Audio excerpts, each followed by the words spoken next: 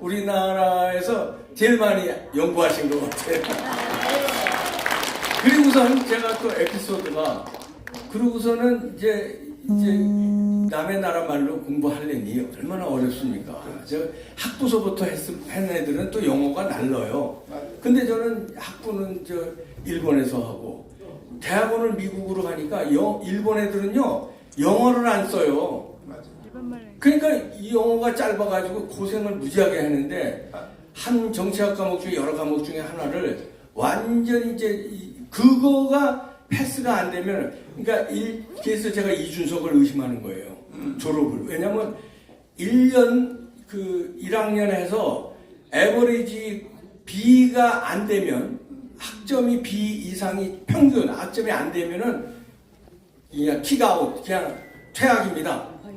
그냥 진급이 안 돼요, 진학이. 근데 하나가 걸렸어요. 이제 그거를 제가 최소한 A를 맞아야 이게 에버리지가 B가 되는 거야. 왜냐면 C가 있고 막 이래. 공부를 제가 못했어요. 영어가 짧으니까.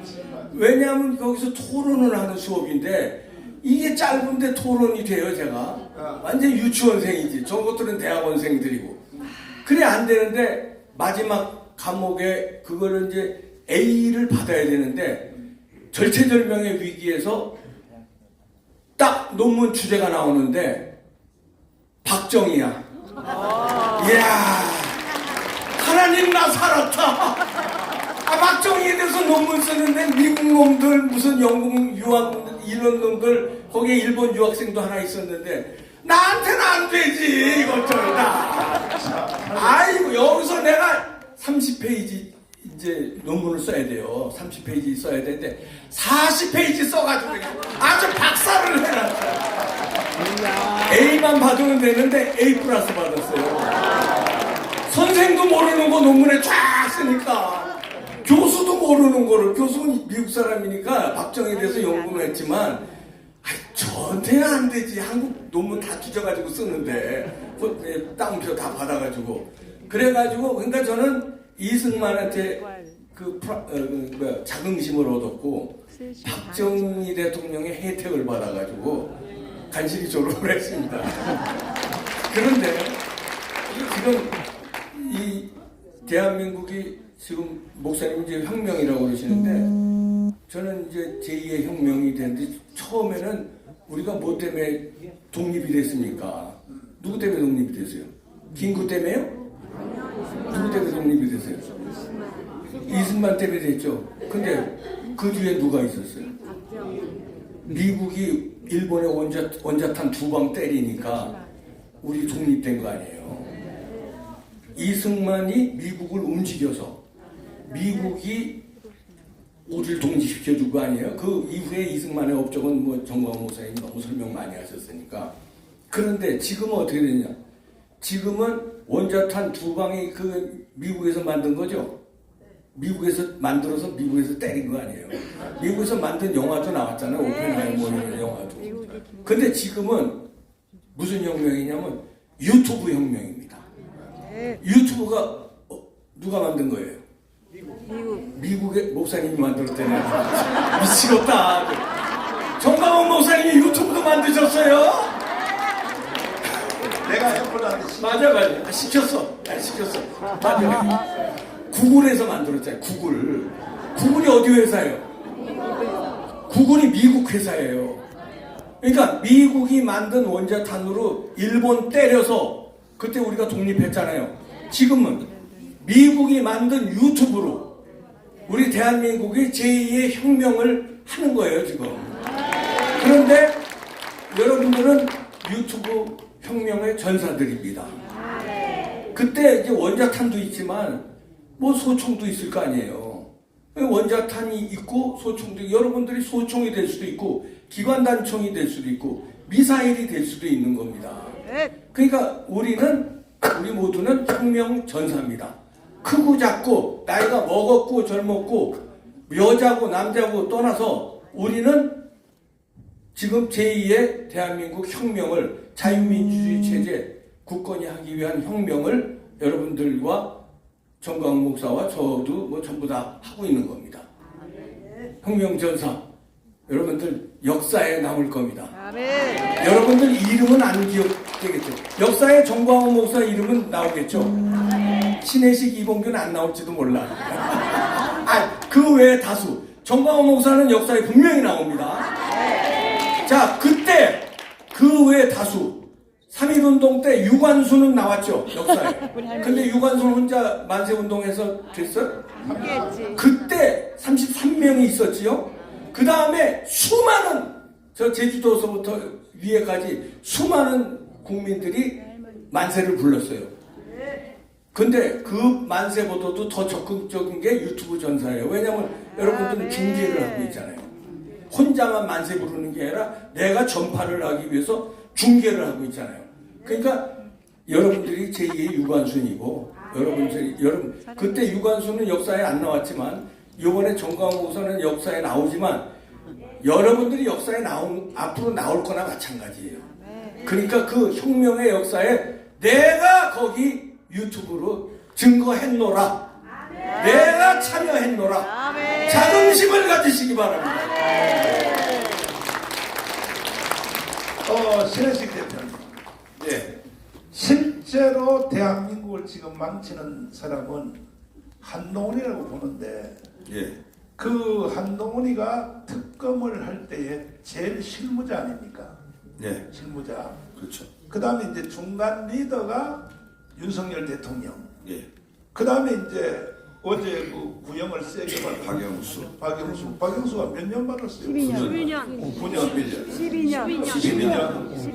12년. 자, 그러면 윤석열 대통령은 이미 벌써 선거운동 기간 중에 공개 네. 토론할 때 나는 박근혜의 구속과 또 이명박의 구속을 나는 원치 않았다. 원치 않았다고 공개 선언을 했어요. 예. 자기는 원치 않았다고. 그러면 윤석열은 구속을 원치 않았다고 이미 공개 선언을 했다면 실제 실무자는 누구였습니까? 한동훈이죠. 한동훈. 예. 그 한동훈이하고 그 김경률이하고는 왜 헤어지지 못할까? 그거 한번 설명 한번 해주세요. 한동훈을 지금의 자리에까지 오게 만든 거는 윤석열 대통령이고, 예, 한동훈은 검찰에서 이 경제 관련 특수수사 이런 수사를 많이 했는데, 한동훈을 또 능력을 검증받게 만들었던 게 또 삼성 수사 아니겠습니까? 이 경제인들 관련 수사인데, 그 과정에서 많은 정보들이 필요했을 거라고 생각됩니다. 거기에는 특히 참여연대가 그동안 대한민국 기업들에 대한 공격을 많이 했고, 또 그 부분에 대한 어떤 키포인트랄까요? 삼성을 어떻게 하면, 대기업을 어떻게 하면은 무너뜨릴 수 있을까? 수사에서 처벌할 수 있을까? 이런 부분들이 참여연대의 자료가 많았을 텐데, 공격 자료죠.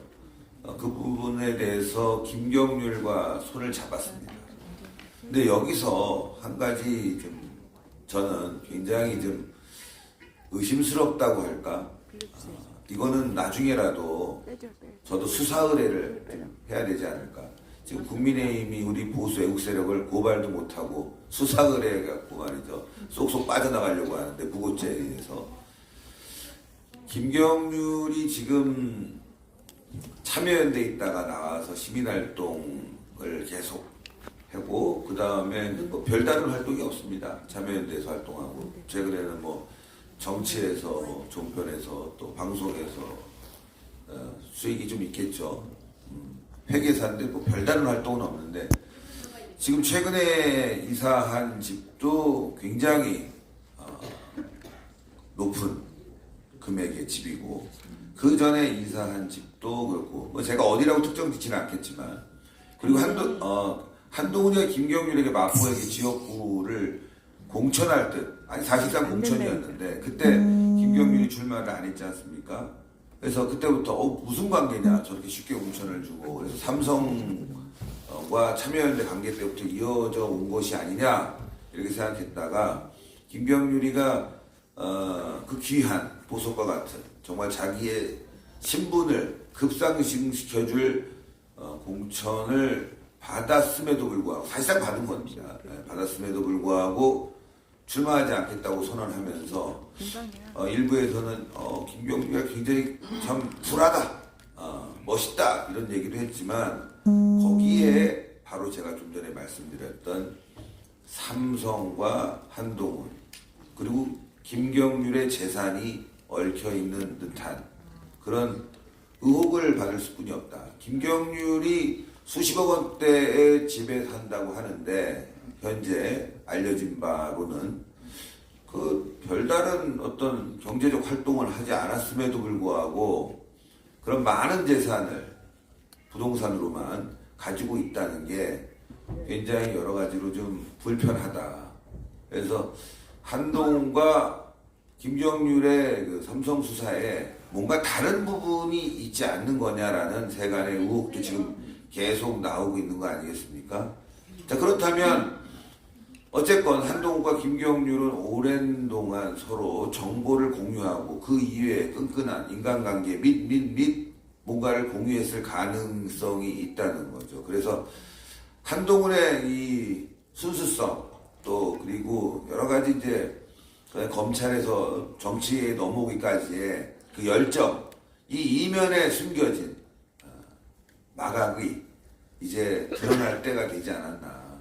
한동훈의 실체 이제 앞으로 계속 파헤쳐야 됩니다. 어떻게 그렇게 쉽게 윤석열 대통령을 배신하고 또 좌파와 손잡고 그리고 국민의힘과 보수파를 이렇게 배신했느냐라는 부분은 한동훈이 표면적으로 보여지는 것보다 내면에 숨겨진 또 지금 일부 여러 루머로 돌고 있는 이야기를 취합해보면 이 사람이 보이는 것보다 훨씬 더 우리가 생각하는 것보다 훨씬 더 그늘이 많이 숨겨져 있다 이렇게 유추해 볼 수 있습니다.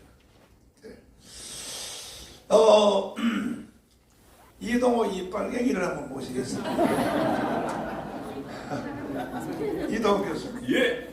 연세대학 나오셨죠? 예. 그런데 왜 연세대학은 기독교 학교인데 왜 연세대학 다니면서 북한에 지시 받았어요, 안 받았어요?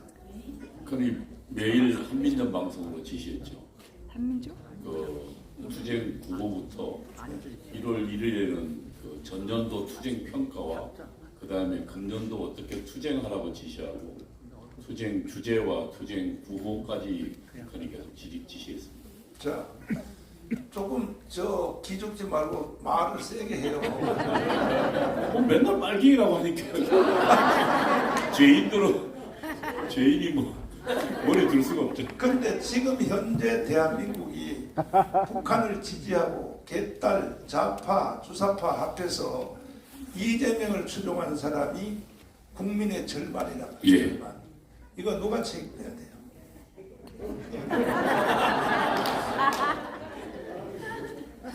저에게 큰 책임이 있다고 생각합니다. 전적으로 제 책임은 아니지만 어쨌든 저에게 큰 책임이 있다고 생각하고 목사님 맨날 빨갱이라고 놀려도 하여튼 그래도 열심히 그 주사파의 실체를 알리는데 노력하고 있습니다. 이야, 훌륭하다.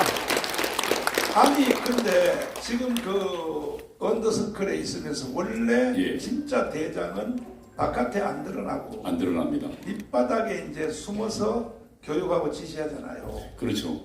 그 임종석 누가 가르쳤어요? 그러니까 이제 지금 이걸 좀 알려면 공산당의 항상 이 조직은 한 4단계로 이루어지는데요.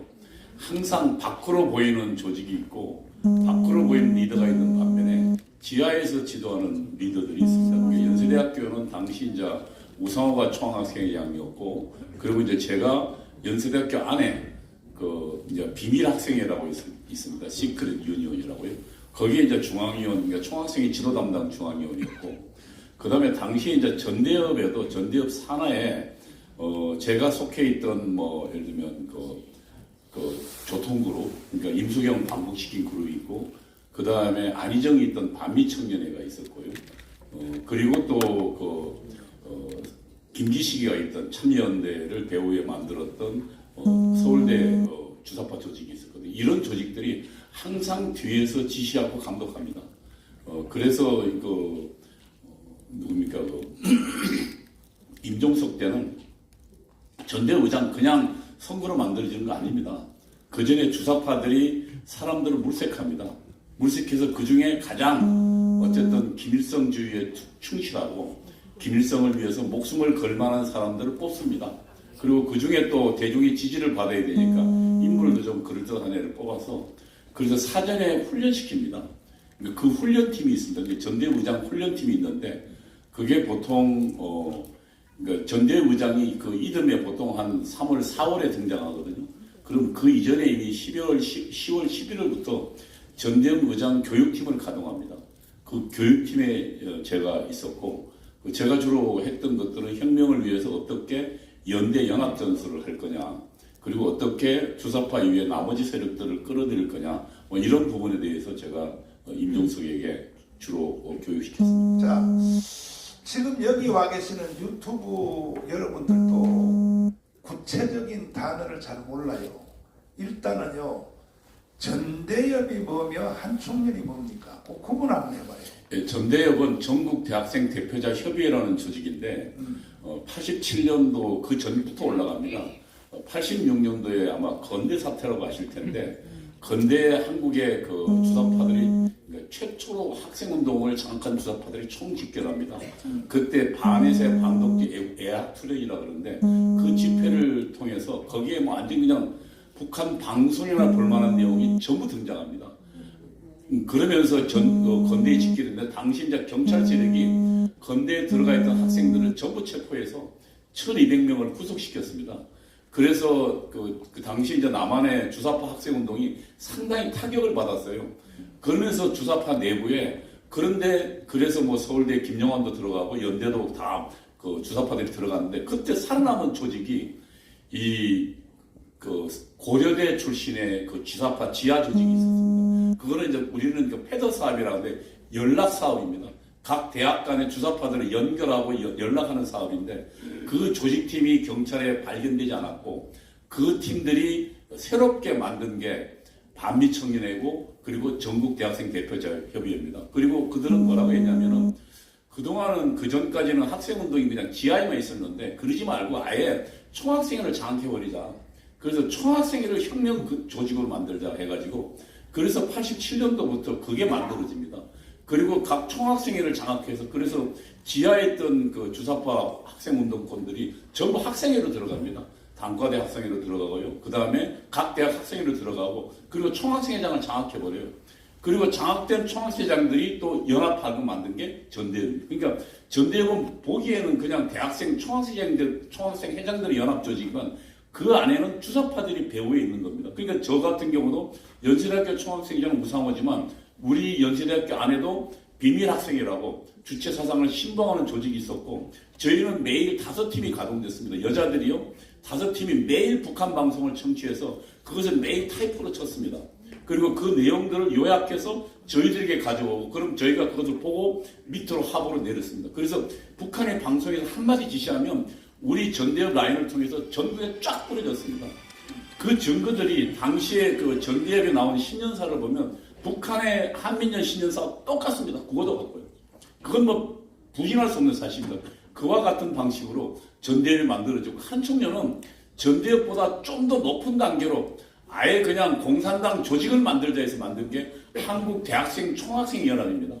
그리고 거기에서는 그러니까 대학생 협의회라는 조직이 있는데 뭐 약간 조직에 관련되냐면 협의회는 좀 느슨한 형태로 말하고 연합은 훨씬 더 아예 북한이 지시하고 한총련 의장이 지령하면 뭐든지 그대로 시행되도록 만든 게 연합입니다. 한총련은 바로 그런 조직입니다.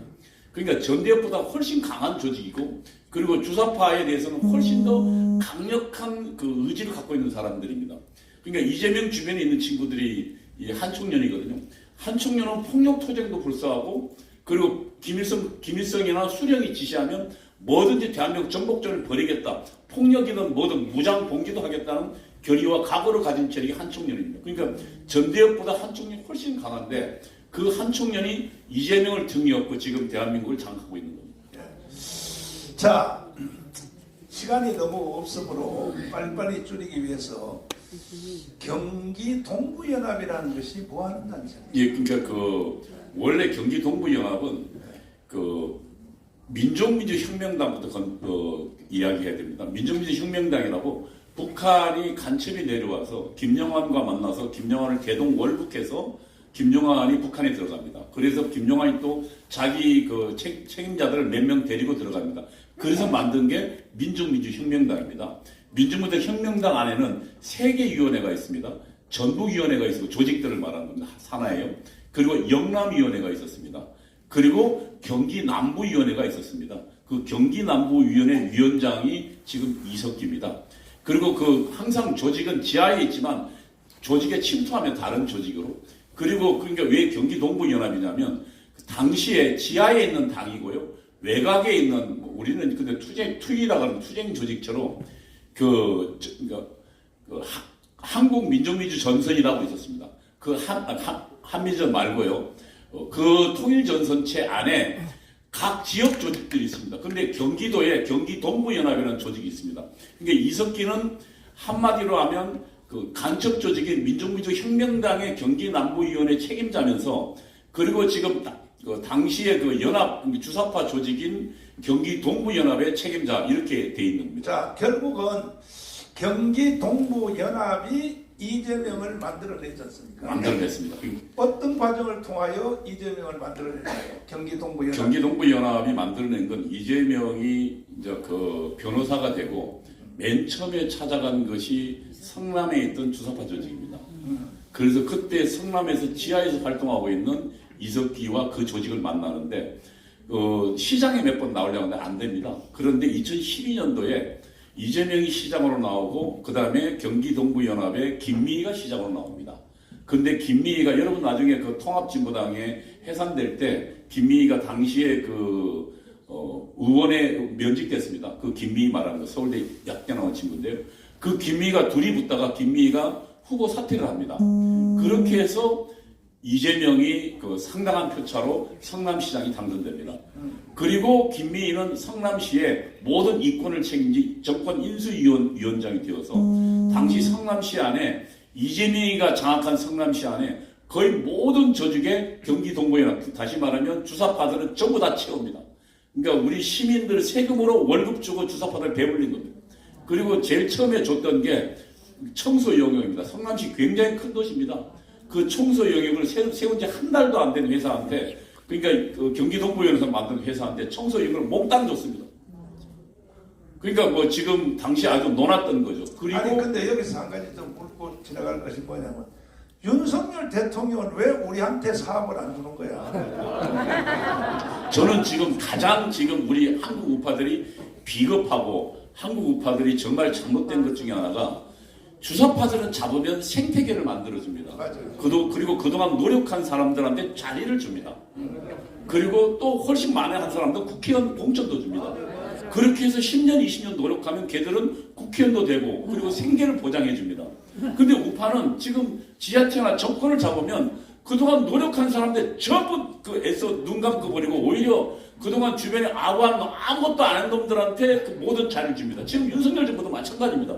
아니 지금 이 정부 누가 만들었습니까? 2019년도에 정광호 목사님과 여기 있는 분들이 만들었습니다. 국민의힘은 한 번도 싸운 적이 없는 정당입니다. 걔들은 뭘 싸웠습니까? 우리가 목숨을 싸울 때.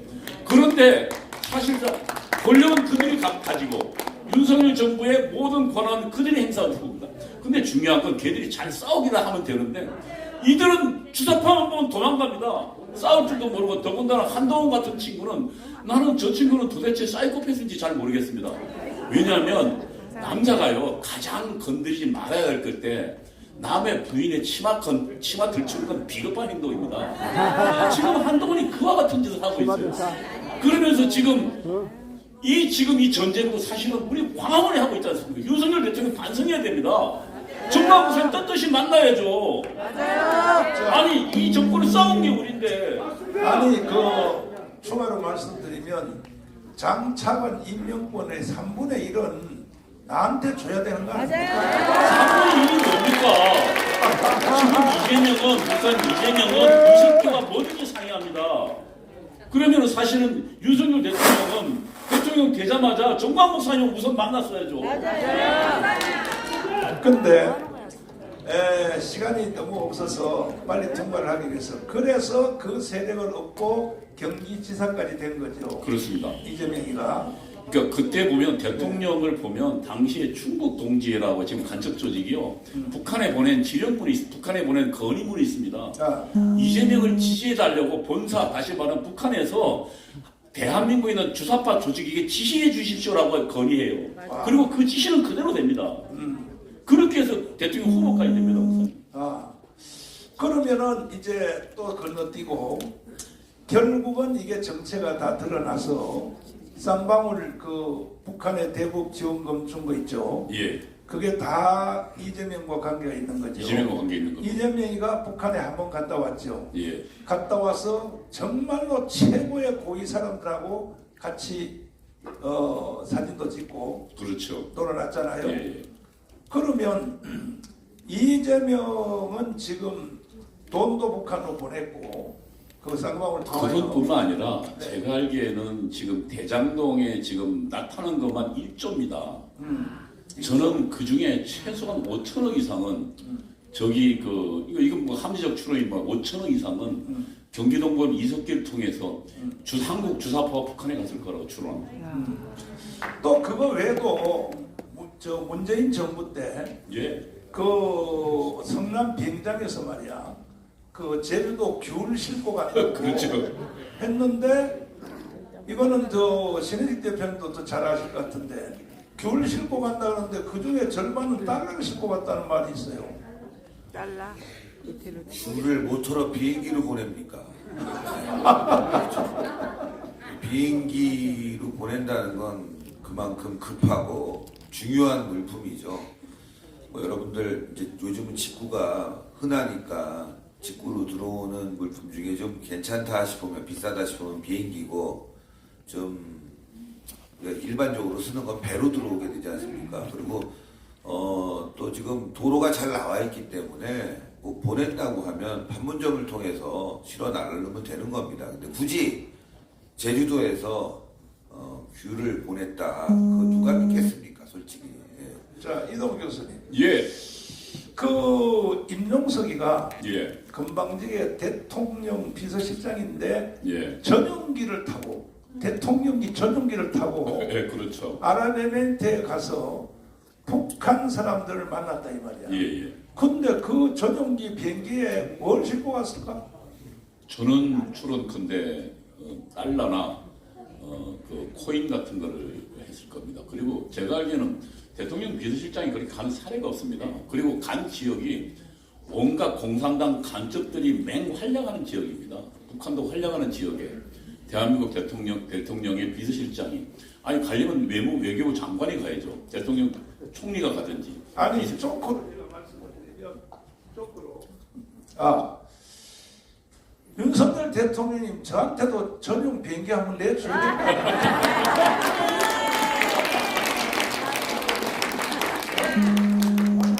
자 그런데 그래서 결국은 우리가 합리적 의심이 뭐냐면은 이재명이는 북한에게 포섭됐다 이렇게 보는데 어떻게 생각하십니까? 포섭된 정도가 아니고 이미 북한과 한 몸이 된 친구입니다. 왜냐하면 그 이전에 이미 2012년도부터 경기동부연합에 포섭돼 있었고 북한의 도움으로 성남시장, 경기도지사, 대통령 후보가 됐고 이번에 당을 장악하면서 북한의 도움이 철저했습니다.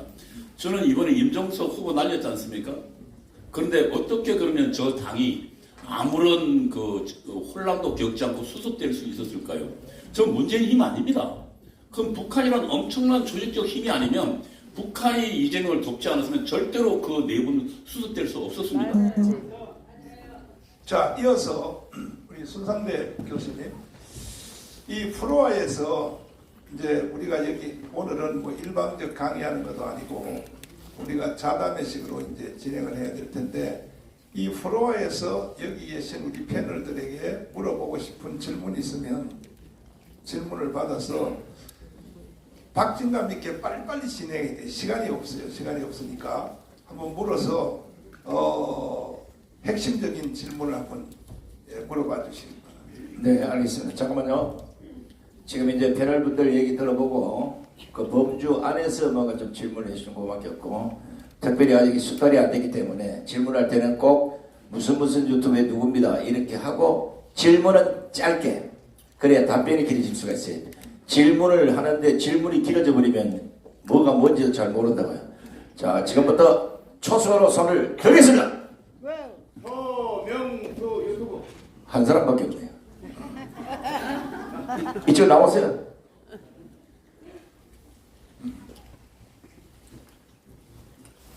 패널들이 설명을 워낙 잘하니까 질문할 게 없죠. 3, 4, 5, 2생이 나오네.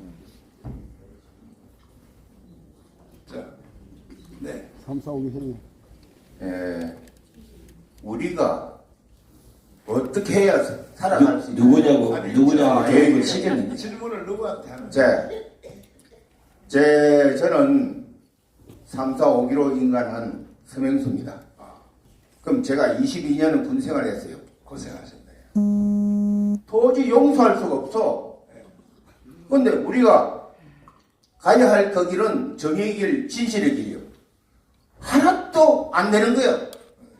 그러면 그 길을 가기 위해서 우리가 어떻게 해야 됩니까?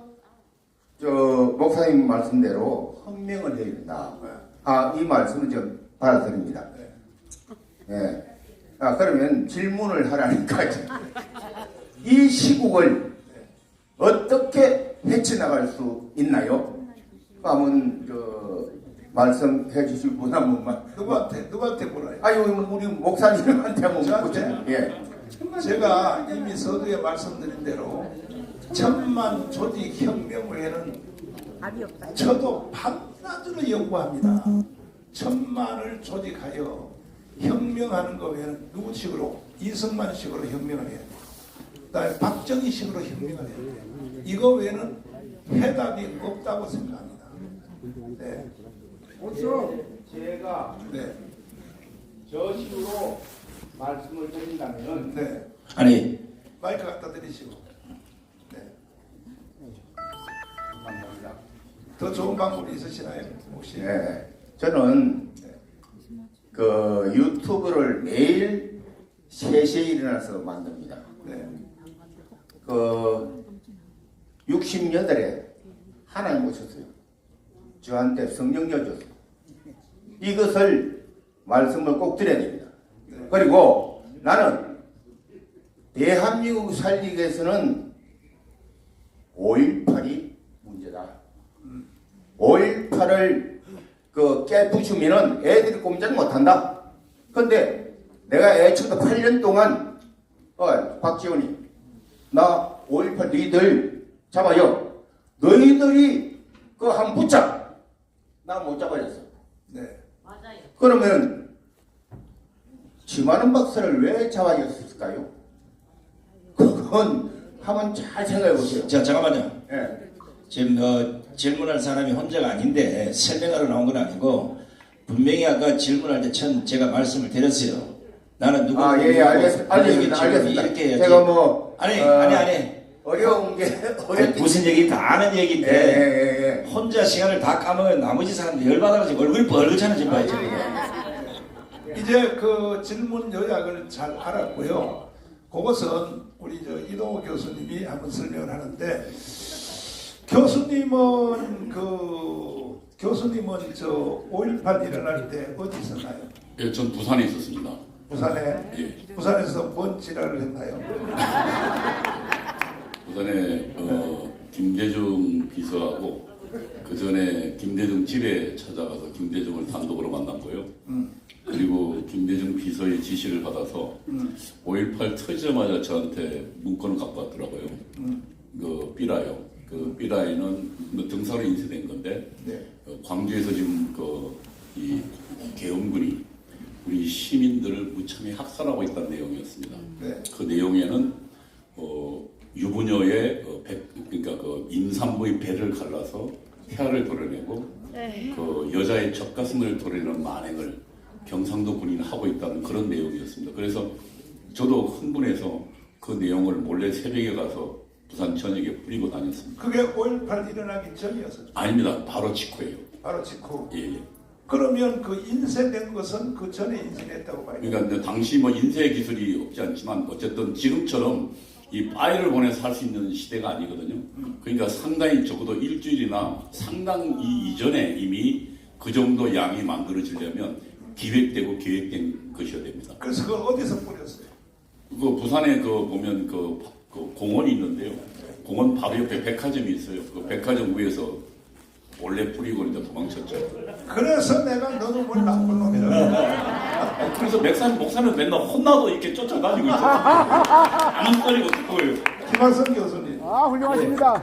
지금 미국의 CIA가 네. 정보를 공개했잖아요. 10월 1일 날. 예. 5.18은 김대중이가 일으킨 사건이라고 예. 공식적으로 미국 CIA가 공개했지 않습니까? 예, 예. 어떻게 생각하세요? 미국 CIA가 그 허접한 단체가 아니잖아요. 그게 저도 이제 그 CIA의 그 비밀 문건이 네. 해제되고를 내 가지고 뭔가 진실이 드러난 것인데 거기 보면 김대중이 북한 사람들과 합작해서 일으킨 것이 5.18이다. 네. 저는 뭐 거기에 대해서 상당한 저 전적으로 100% 믿지는 않고요. 네. 한 90% 이상은 제가 믿고 있습니다, 목사님. 그런데 예. CIA 문건에 보면 예. 여러 부처와 합의를 하여 예, 이렇게 예. 돼 있단 말이에요. 그러니까 이제 저도 그러면 뭐 FBI라든지 예, 예. 여러 기관과 합의를 하여 발표를 했다. 그러니까 이제 미국의 그 발표 내용은 대단히 신뢰가 가는 것이고 그렇죠. 신빙성이 담보가 되는 것이면 틀림없어요, 목사님. 네. 그런데 우리가 로마법 이래에 어떤 격언이 있냐면 양쪽에서 들으라는 말이 있거든요. 그러니까 그 문건에 대한 탄핵, 반론을 우리가 접수를 해야만 120%더 믿을 수 있고, 물론 저도 거의 뭐 그걸 뭐 믿고 있어요, 목사님. 근데 예. 지금 뭐 깜빵 갈까봐 좀 겁나요?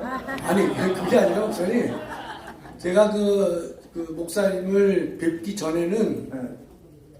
제 헌법 교수로서 전두환 대통령의 집권 과정, 네. 그다음에 5.18의 문제에 대해서 제가 일부 좀 잘못 제가 알고 있는 게 있었거든요. 아니, 지식인들은 다 그래. 그러니까 이제 5.18은 좀 제가 그동안에 알고 있던 것은 뭐냐면 시작은 시민들의 민주화 운동 또는 뭐 신군부에 대한 반대로 하다가 중간에 이후부터는 이제 북한에 개입이 되고 개입됐다는 건 좀 확신해요, 목사님.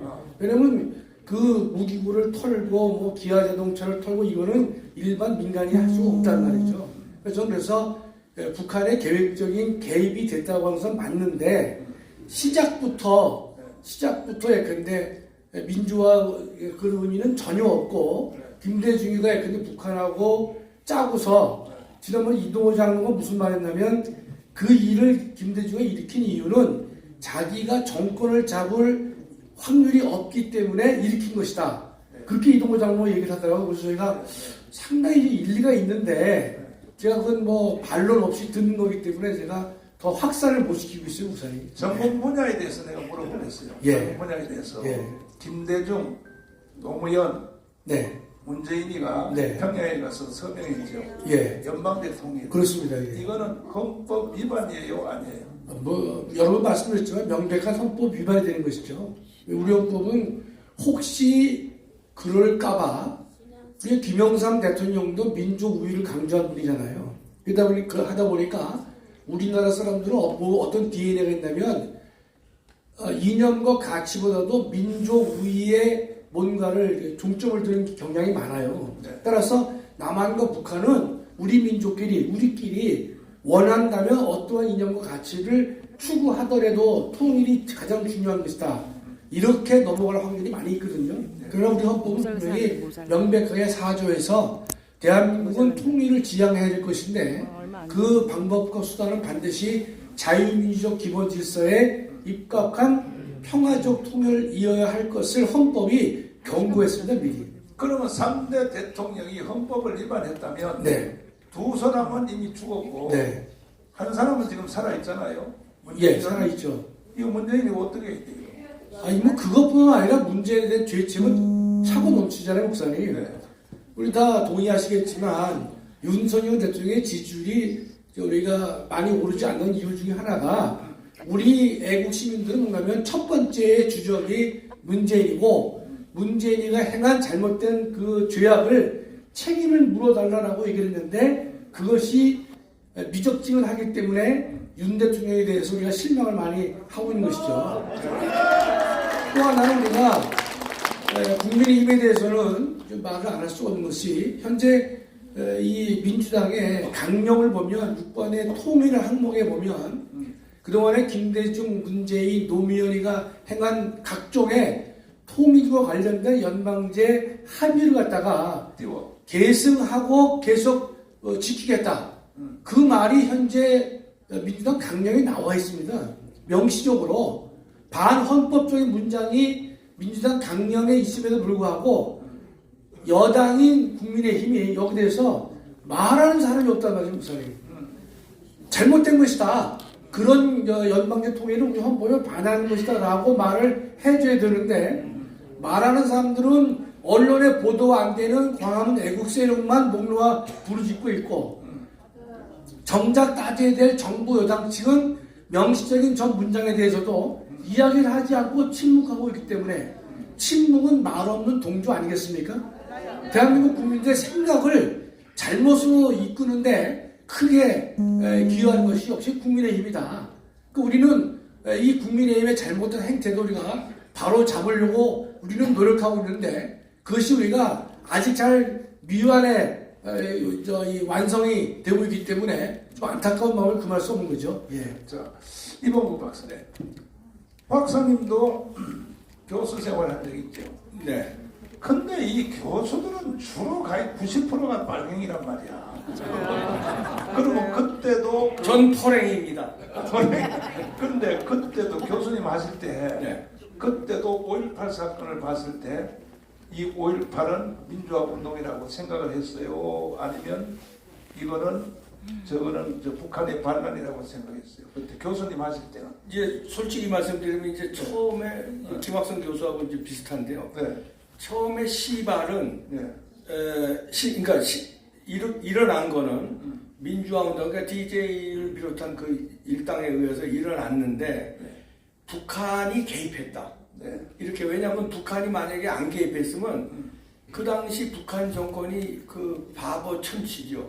네. 입장을 바꿔놓고 생각해서 북한은 지금도 대한민국을 먹는 게 적화 통일하는 게 숙명 사업이에요. 할아버지 김일성, 아버지 김정일, 김정은의 숙명 사업인데 그거 중에 제일 좋은 게 전쟁을 안 일으키고 지네들이 저기 폭동에 의해서 나라가 뒤집어지면 얼마나 좋은 찬스입니까? 근데 그런 좋은 찬스를 광주에서 폭동이 일어났는데 북한 간첩이라든가 북한군이 투입이 안 되면 북한은 적화 야욕이 하나도 없는 아름다운 집단이죠.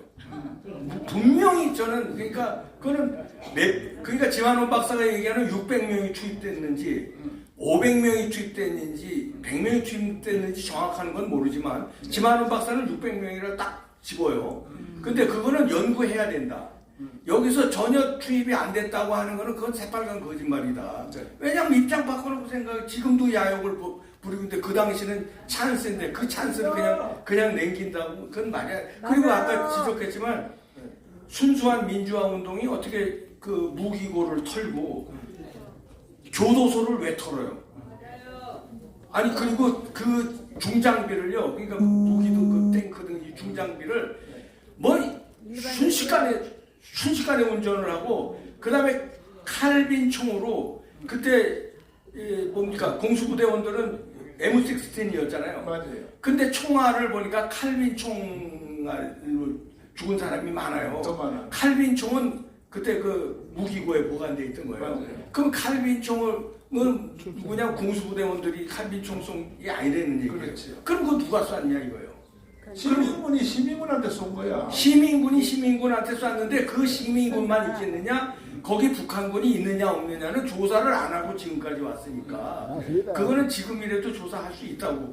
그것은요 네. 해답을 저 혼자 알고 있어요. 해답 주시죠. 네. 내가 그러면 짧게 한 말씀드리면 지만은 박사가 지금 구속돼 있는데 네. 지만은 박사도 지금 실제 구속된 이유는요 본질이 전혀 달라요. 왜냐하면 광수 때문에 구속된 거예요. 네, 그러니까 예를 들어서 광주 사태에 누가 왔었느냐? 박상학 대표가 왔었다. 박상학 대표는 그때 2살이야, 2살. 그것 때문에 구속된 겁니다. 지금 그 다른 것 때문에 구속된 게 아니고 내가 석동현 변호사님을 면회를 보내가지고 왜 구속됐는지 원인을 다 알았어요. 알았는데 이 광주 사태를 비판한 것 때문에 구속된 게 아니라니까요.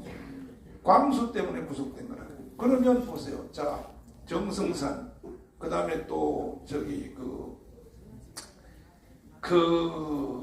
이 탈북자들 또 그 사람들이 광주 사태에 다 왔다는 거야.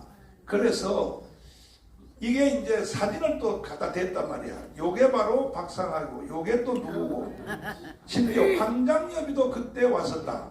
요게 황장수다. 그래서 구속된 거예요. 그러니까 우리 여기 유튜버 여러분들도 오해하면 안 됩니다. 난 이거는 석동현 변호사님 통해서 확인을 다 했고 근데 해답이 뭐냐면은 해답이 이겁니다. 원래 이 전라도 광주에는요 고정 간첩들이 5천 명 이상이 살고 있었어요. 이 증거는 저도 치료하기 때문에 제가 이것을 어떻게 알아내냐면 정호영 장군 지금도 살아계세요. 정호영 장군을 통해서 알아냈는데 전파 교선이 광주 사태 일어났을 때 광주하고 북한하고 실시간 통화하는 살아있는 전파 회선이 5,000회라는 거야. 그러면 광주 안에 고정간첩이 5,000명이 있다는 얘기 없다는 얘기예요? 있다는 얘기죠. 그런데 이것이 왜 여기서 착시를 하냐면은 왜 나 혼자만 해답을 안다고 하냐면은 그 광주에 있는 고정 간첩들이 2년에 한 번씩 북한으로 다시 호출이 돼서 가면은 소속이 어디만 정찰총국이야. 군부대야 군부대. 그러니까 고정 간첩들이 군부대에 소속돼 있다고. 가서 훈련을 받고 다시 내려와요. 훈련 받고 다시 내려오는데 그러니까 고정 간첩이 곧 뭐냐 이게 2년에 한 번씩 북한 가서 훈련 받고 다시 또 광주에 내려와요. 내려와서 또 계속 훈련하고 있단 말이에요. 그러니까 이것이 곧 북한군이고 이것이 고정 간첩이가 같은 말인 거예요. 그게 이야기 됐어요? 그래서 나 혼자만 해답을 알고 있다고 그러잖아요. 그러니까 이건 틀림없는 사실이에요. 틀림없는 사실입니다. 그 다음에 우리 시간이 없어서 빨리빨리 우리 손상대 대표님 또 질문합니다. 자, 잠깐만. 5.18 문제는 제가 지만원 박사님 25년을 싸웠으니까 그 속속들은 제가 아마 제일 잘하고 있을 텐데 여러분들 모르는 거 다 알고 있습니다. 마지막 지만원 박사 감옥 갈 때 500만 원 벌금까지 받았고 지금은 무슨 말만 한마디 하면 그냥 벌금이에요. 아파트 한 채 날렸어요. 그러니까 어설픈 싸움 가지고 5.18 얘기하지 마시고 나가실 때 저하고 얘기 좀 해요. 자, 다음은 손 드세요. 여기. 예.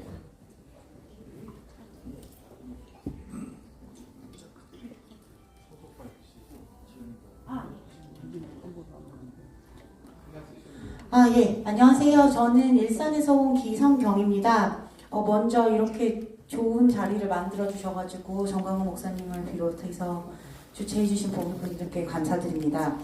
제가 이런 질문을 하는 거에 대해서 좀 잘 모르고 있는 사람이라 이런 질문을 하게 되어서 좀 부끄러운 마음도 있지만 해당 방송을 지금 송출되는 방송을 보시는 분들 중에는 저처럼 역사에 대해서 잘 모르는 분들도 있을 거라고 생각하기 때문에 그런 분들을 대신해서 대표로 질문한다라고 생각해 주시면 감사하겠습니다.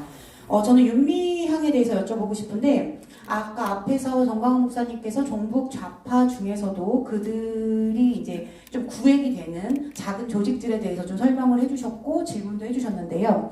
윤미향은 그럼 과연 종북 좌파 중에서도 어디랑 연결된, 어디랑 가장 가까운 네. 뭐 전대협도 말씀하셨고, 네, 뭐 한총련도 말씀하셨고 했는데 어디랑 가장 좀 연결된 인간인가라는 거 같고요. 그리고 전국 좌파의 세부 이런 그룹 중에서도 현재 대한민국 좌파 정치에서 가장 핵심적으로 활동하고 있는 단체 그룹은 누구인가, 무엇인가, 이게 제가 또 궁금하고. 자, 네. 일단 질문 거기까지 하겠습니다. 자, 거기에 대해서는 이동호 교수님이 설명해 주실 텐데, 윤미향이가 북한에 가서 찍은 사진을 혹시 여기 컴퓨터에 있나요? 윤미향이가 북한 가서 찍은 사진 이거 보세요. 남편이 간첩이야. 자, 보세요. 그리고 저 사진이 또 한두 개가 아닙니다. 계속입니다. 최고위 간부들하고 저렇게 사진을 찍고 이렇게 돼 있습니다. 그 다음에 이동호 교수님, 예. 저렇게 사진을 찍고 하면은 저는 거의 간첩에 속한 사람 아닙니까? 맞아요. 유명 남편이 간첩입니다. 남편이 간첩. 유명 남편이 간첩. 남매 간첩단 해가지고 감옥 살다 나온 친구입니다. 김삼석이라고. 한 번도 전향한 적 없는 친구입니다. 그 친구가 윤미향의 남편입니다.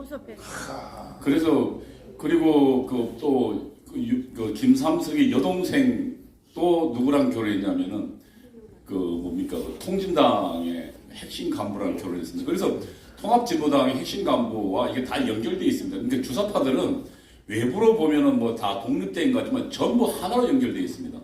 하나는 북한의 예를 들면 지령 그리고 뭐 여러 가지 지시를 받는 동체고, 그리고 그것이 뭐 경기 동부연합이니 뭐 예를 들면 인천이나 몇 개 진행되지만 하나로 전부 다 연결되어 있다고 보이고요. 자, 그러면 지금 국회의원들 중에서 거의 간첩 성향을 띠고 있는 사람들이 지금 192석 야당 중에서 특별히 이번에 국정원에서 예, 박선원요. 박선원. 예. 박선원이가 지금 현재 국회의원 됐잖아요. 지금 그리고 국정원하고 국정원하고 우리나라 정보를 다루는 정보위원회 핵심입니다. 간사입니다. 네. 근데 그렇게 보면 야당 중에 상당한 사람들은 거의 간첩 수준에 이르렀던 국회의원이 현재 지금 야당에 있다. 그러니까 이게 전대협 출신들은 뭐 거의 간첩 수준이고요. 그다음에 한총련 출신도 그렇고, 이번에 누굽니까? 뭐 밖으로 드러난 건 박선원이지만 이번에 이재명이 이번에 국회에 집어넣은 사람들 다 한번 확인해 봐야 됩니다. 근데 예를 들어 박선원 같은 경우에는 1심의 간첩단 사건을 수사하다가 우리나라 당시 문재인 대통령 때입니다. 핵심 정보가 바로 실시간으로 북한에 넘어가는 걸 확인했습니다. 국가정보원이요. 그래서 어디서 넘어갔나고 출처를 조사하다가 청와대에서 넘어간다고 확인했습니다. 청와대 핵심 당시 박선원이 청와대의 국가안보 전략비서관이었습니다. 전략비서관은 모든 국가안보 행사에 참여하는 아주 중요한 자료입니다. 그 친구를 통해서 거의 나중에 제가 김승규 국정원장을 통해서 얘기 들었는데 거의 큰 트럭으로 한 트럭 반 정도의 분량이 북한으로 넘어갔다는데요. A4 용지로 80만 장. 80만 장을 북한으로 넘겼다. 그리고 그래서 이제 김승규 국정원장이 이 박선원이를 체포해야 되겠다. 근데 이제 청와대 간부를 체포하려면 대통령 승인과 재가가 있어야 됩니다. 그래서 김승규 국정원장이 대통령 노무현 대통령을 만났습니다. 그래서 이 1심의 간첩단 사건에서 지금 청와대 굉장히 중요한 정보들이 국가안보에 관련된 정보들이 북한으로 넘어가고 있으니까 이것을 좀 수사해야겠습니다 했는데 나오자마자 오히려 해임당했습니다. 그리고 지난번 원장이 잘렸고, 예, 김승규 원장이요. 그러니까 박선원은 그대로 살아남았고, 그리고 문재인 정권이 들어설 때 이 박선원은 어디에 가면 아예 국정원에 들어갔습니다. 맨 처음에 국정원장 특보로 갔다가 그 다음에 국정원 비서실장을 했는데요. 비서실장이라는 자리가 뭐냐면 국정원의 돈하고 인사를 총괄하는 자리입니다. 전 부서를 다 전 부서를. 근데 다시 말하면 국정원의 각 부서는 차단되어 있습니다. 정보기관이 차단의 원칙이 있거든요. 이 부서 하는 일을 저 부서 모르도록 해 있는데 단 하나 이 차단이 안 되는 데가 있습니다. 돈하고 인사 관련된 거예요. 그러니까 사실상 박선원은 모든 것을 국정원을 들여다볼 수 있는 자리에 있었습니다. 그리고 그 친구가 이번에 원내대표였습니다. 부평에 원내대표 3선 의원을 제끼고 그리고 이번에 부평으로 들어가서 정보위원회 간사가 됐습니다. 다시 말하면 목사님 이야기하면 간첩이 정확한 나라라는 게 딱 맞는 표현이 박선원이라는 친구를 보면 압니다. 아니 그러니까 정보위원회는 국정원을 감독하는 거예요. 감독하는 거죠. 이게 박선희가 지금 정보위원회에 들어간 거죠. 그렇죠. 현역 국회의원이 그러니까 국가정보원장 출석시키고 거기에 호통치는 자리에 간첩 혐의를 의심받던 친구가 가 있는 거죠. 그래서 대한민국이 끝났다는 얘기예요. 그래서 우리가 혁명을 하지 아니하면 천만 조직 혁명하지 아니하면 어차피 대한민국 끝났다고 하는 거예요. 왜? 간첩들이 현역 국회의원에 다 들어가 있으니까. 그 다음에 산호명에 대해서 한번 설명해봐요. 이 산호맹은 이제 운동권 조직이 그 주체 사상을 북한의 주체 사상을 신봉하는 NL 그러니까 그 내셔널 리버레이션이라고 합니다. 그러니까 민족 해방 그룹이 있고요.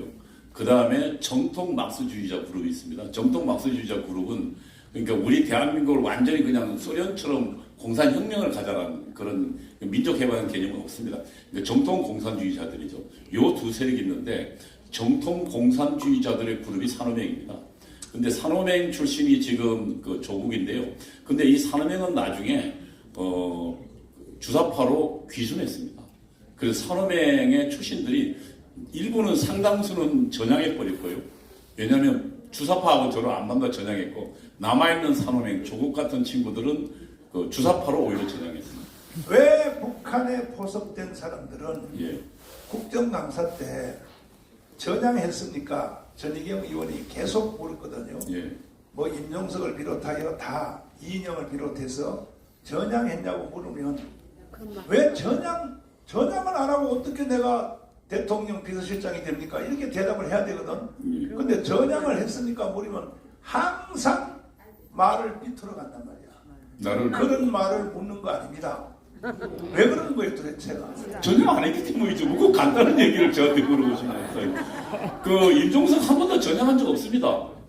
그때 그 전희경 의원이 이제 그 제가 쓴 글을 내용을 가지고 이제 물었는데 그때 동문서다고 합니다. 전향했냐고 물으니까 뭐냐면 나를 모독하지 말라. 우리 민주화운동을 모독하지 말라고 동문서답. 그러니까 핵심 본질을 전향해 당신 그러면은 주사파 했고 저도 한 건 분명한데 그리고 거기에 충성 맹세문도 있습니다. 그 임종석이가 했던 그 자민통 그룹에 대한 수사 기록에 보면 그 그룹이 매일 외치던 우리 그 김일성, 김정일 동지에 보내는 충성 맹세문이 있어요. 그거를 읽고 시작하거든요. 끝날 때도 그거 읽고 시작하는데 그거 있으니까 당연히 물어볼 수 있죠. 근데 이제 대답을 피해가는 건데 전혀 안 했기 때문입니다. 그리고 그 지금 임종석 하고 있는 일이 뭡니까? 북한 예를 들면 그 돈 받아다가 지금 뭐 방송 틀어주면 그 방송료 있지 않습니까? 그 북한 전파 사용료 북한에 예를 들면 콘텐츠를 사용하니까 그거 돈 모아서 북한에 보내는 일을 하고 있는 겁니다. 자 지금 그 조국 있잖아요. 예. 조국은 산호맹에서부터 전향을 했을까요? 산호맹 전향 안 했죠. 그러니까 그 당시에 그 당시 썼던 논문들이 대한민국을 아주 그냥 이거는 뭐 우리 김학성 교수가 잘 아시겠지만 대한민국 헌법 체제를 아주 부수는 그러니까 그 혁명가의 논리인데 그 논리를 해놓고 한 번도 거기에 대해서 자기가 잘못했다고 이야기한 적 없습니다. 자 신혜식 대표님, 조국은 대법원 재판이 결정됐죠. 12월 12일 날. 12월 12일 날은 예. 100% 깜빵하는 거죠. 그날 이제 대법원 선고가 나고 네. 그리고 아마 일주일 정도 시간을 줄 겁니다. 예, 날짜를 잡아서 그날 이제 서울 구치소는 끝났고 이제 결정이 났으니까 대법원까지 네. 이제 교도소를 정해줄 겁니다. 네, 그 이제 2년 살아야죠. 조국은 이제 끝났다고 봐야 되고 네. 왜냐하면 이제 대법원 판사 재판 그 날짜가 정해졌으니까 네. 끝났고 그 다음에 이제 손상대 교수님 다음 질문 또 한번 받아보시죠. 자, 시간이 많이 지났는데 뭐 말씀하실 분은 많은데 될 수 있으면 아까 여기 유튜브 하신 분 예.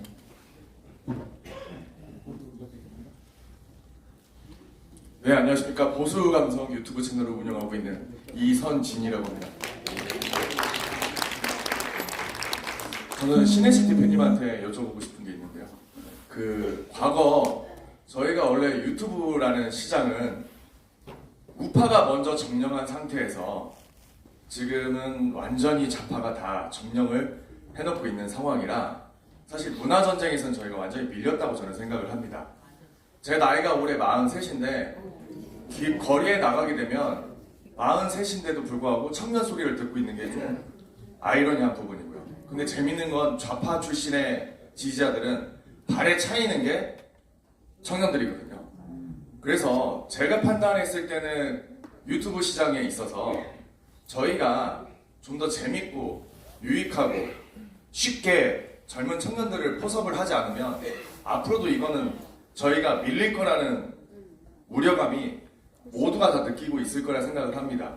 이에 대해서 신혜식 대표님께서는 어떤 향후 계획이나 플랜들이 있으신지 한번 여쭤보고 싶습니다. 그 신혜식 대표님이 말씀하시기 전에 제가 신혜식 대표님에 대해서 칭찬 한마디 하겠습니다. 자, 보십시오. 우리나라 유튜브 문화가 처음 시작이 됐을 때 그때의 신혜식 대표님이 제일 빨리 시작했어요. 그건 다 알고 계시죠? 그러면 거기에 패널로 출연하시는 이봉규 대표님까지도 패널로 출연하면 하는 말이 뭐라 그러냐면 유튜브를 만들어서 따로 하세요. 아니 같은 동일 업종에서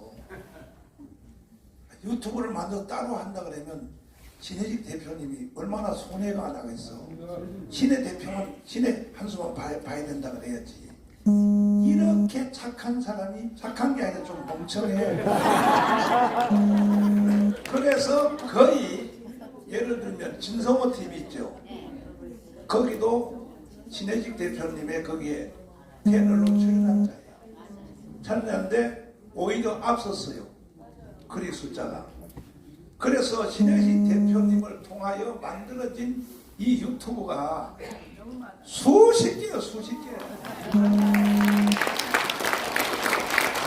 그러면 신혜식 대표님과 같은 이런 애국으로 유튜브 방송을 해야 돼, 안 해야 돼? 해야 돼요. 근데 따로 만들어 가면요, 헛소리 하는 거야, 또. 헛소리 한단 말이야. 이제 신혜식 대표님이 설명해 주세요. 제가 이 애국운동을 시작한 지가 뭐 한 28년, 목사님은 30년 이상. 네. 애국운동이라는 게 광장으로 나와야 됩니다. 네. 제가 애국운동을 커뮤니티, 안티 DJ, DJ가 뭐죠? 김대중이잖아요. 김대중을 반대한다. 아, 획기적이죠. 네. 김대중 정권 시절부터 운동했습니다. 김대중 정권 시절부터. 목사님 마찬가지로 그 당시에 이제 남북 정상회담이 터지고 난 다음에 이건 나라를 넘기려고 한다. 목사님이 지금도 6.15 공동선언은 헌법 위반이다. 맞죠? 대한민국의 영토 통일조항을 누구 마음대로 바꿉니까? 그거를 선언한 게 바로 김대중이었기 때문에 그때부터 제가 안티 DJ 활동을 했고 커뮤니티 활동. 그 시절에 이제 등장한 사람이 김유식 DC 인사이드, 그 이후군요. DC 인사이드는. 그리고 비슷한 시기에 딴지일보 김어준이가 이제 등장을 했고 DC 인사이드 등장. 커뮤니티 1세대고. 그리고 이제 이후에 독립신문을 만들었는데 인터넷 신문은 오마이뉴스가 처음. 그 다음에 제가 그 다음에 만들고 늘 저는 안티 DJ 활동도 그렇고 독립신문 활동도 그렇고 기자다. 대표도 기자를 하고 있었죠. 제가 인원이 몇 명 안 되니까. 그래도 시민단체가 움직이면 나가서 취재를 했습니다. 그리고 함께 구호 외치고. 제가 독립신문 만들었을 때 가장 많이 취재했던 게 바로 전광훈 목사님의 시민단체 활동. 나가서 싸우는 사람이 아무도 없어요. 모이면 고작 한 10대 명 모이고 말이죠. 전광훈 목사님이나 시민단체 분들 또 성도들 모여야 수백 명 수천 명 모이니까 그게 대규모 집회였습니다. 그러다가 제가 이명박 정권이 들어왔고 이명박 정권 때 이제 비로소 뉴라이트 좌파들이 이제 들어오면 여기 이제 우리 이동호 선배도 제가 선배라고 얘기하지만 우파 활동은 저보다 한참 뒤에 시작한 후배죠. 나마득한. 네. 누구도 부인할 수 없습니다. 네, 맞습니다. 진짜예요. 네, 진짜로. 빨갱이니까. 네. 여기 이봉규 대표는 그 뒤에도 한참 뒤에 만났으니까 솔직히 제가 젊어 보여도 사실 이 활동은 정말 오랫동안 이어왔는데 그때나 지금이나 똑같이 하는 말이 있습니다. 왜 젊은 사람이 없냐? 왜 우파에는 문화가 없냐? 그걸 똑같이 얘기했고 그걸 저는 몸으로 실천했습니다. 안티-DJ 활동을 하다가 이거는 조금 더 나은 방향에서 뭔가 활동을 해야 된다. 그래서 인터넷 신문을 만들었고 그 인터넷 신문이 이미 생겼어요.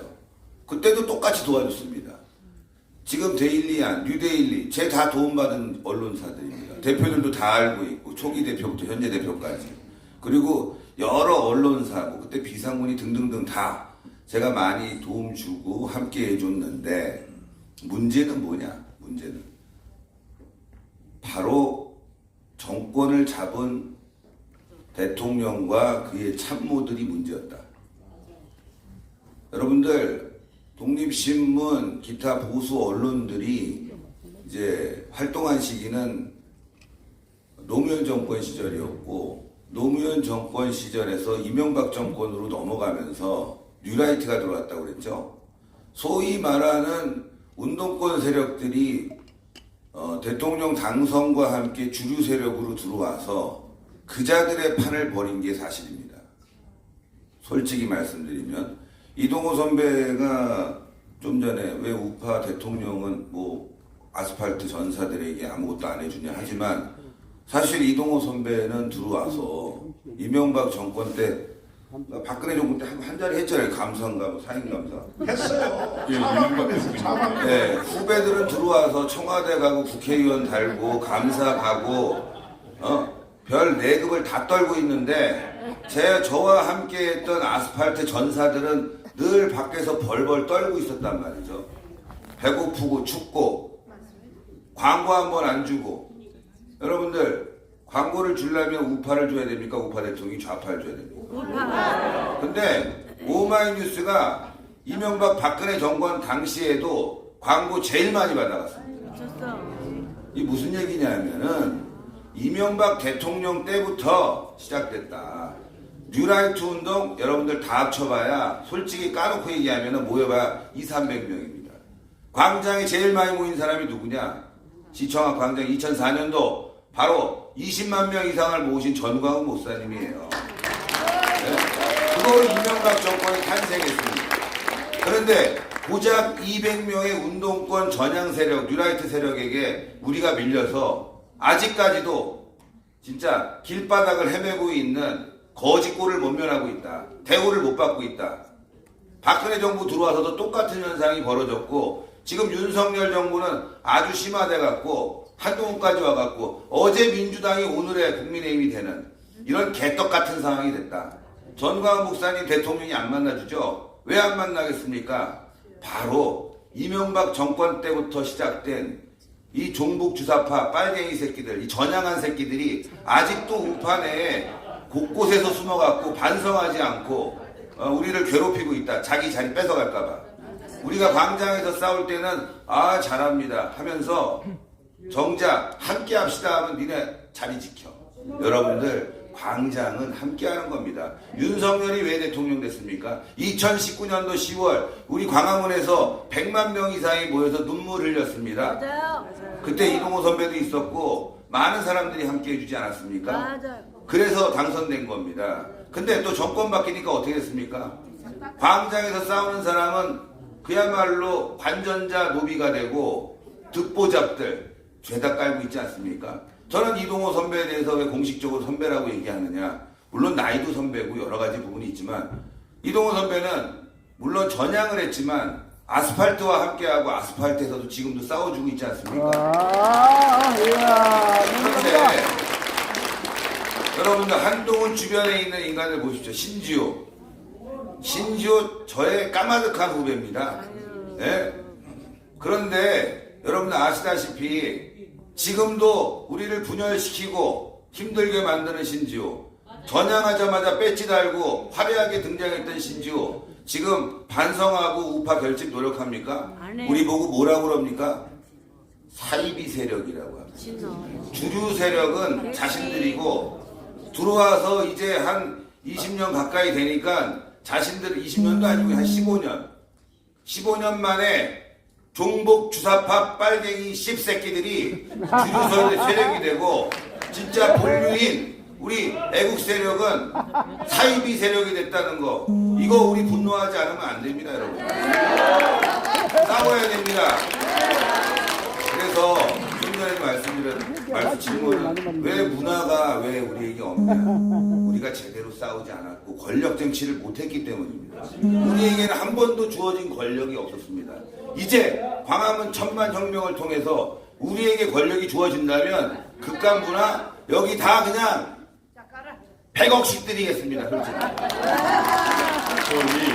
제가 계속 나오는 질문인데 제가 전향 와서 와다 보니까 왜 젊은이가 없느냐고 그러는데 우선 제가 좀 한 전략적 개념을 좀 말씀드려 줄게요.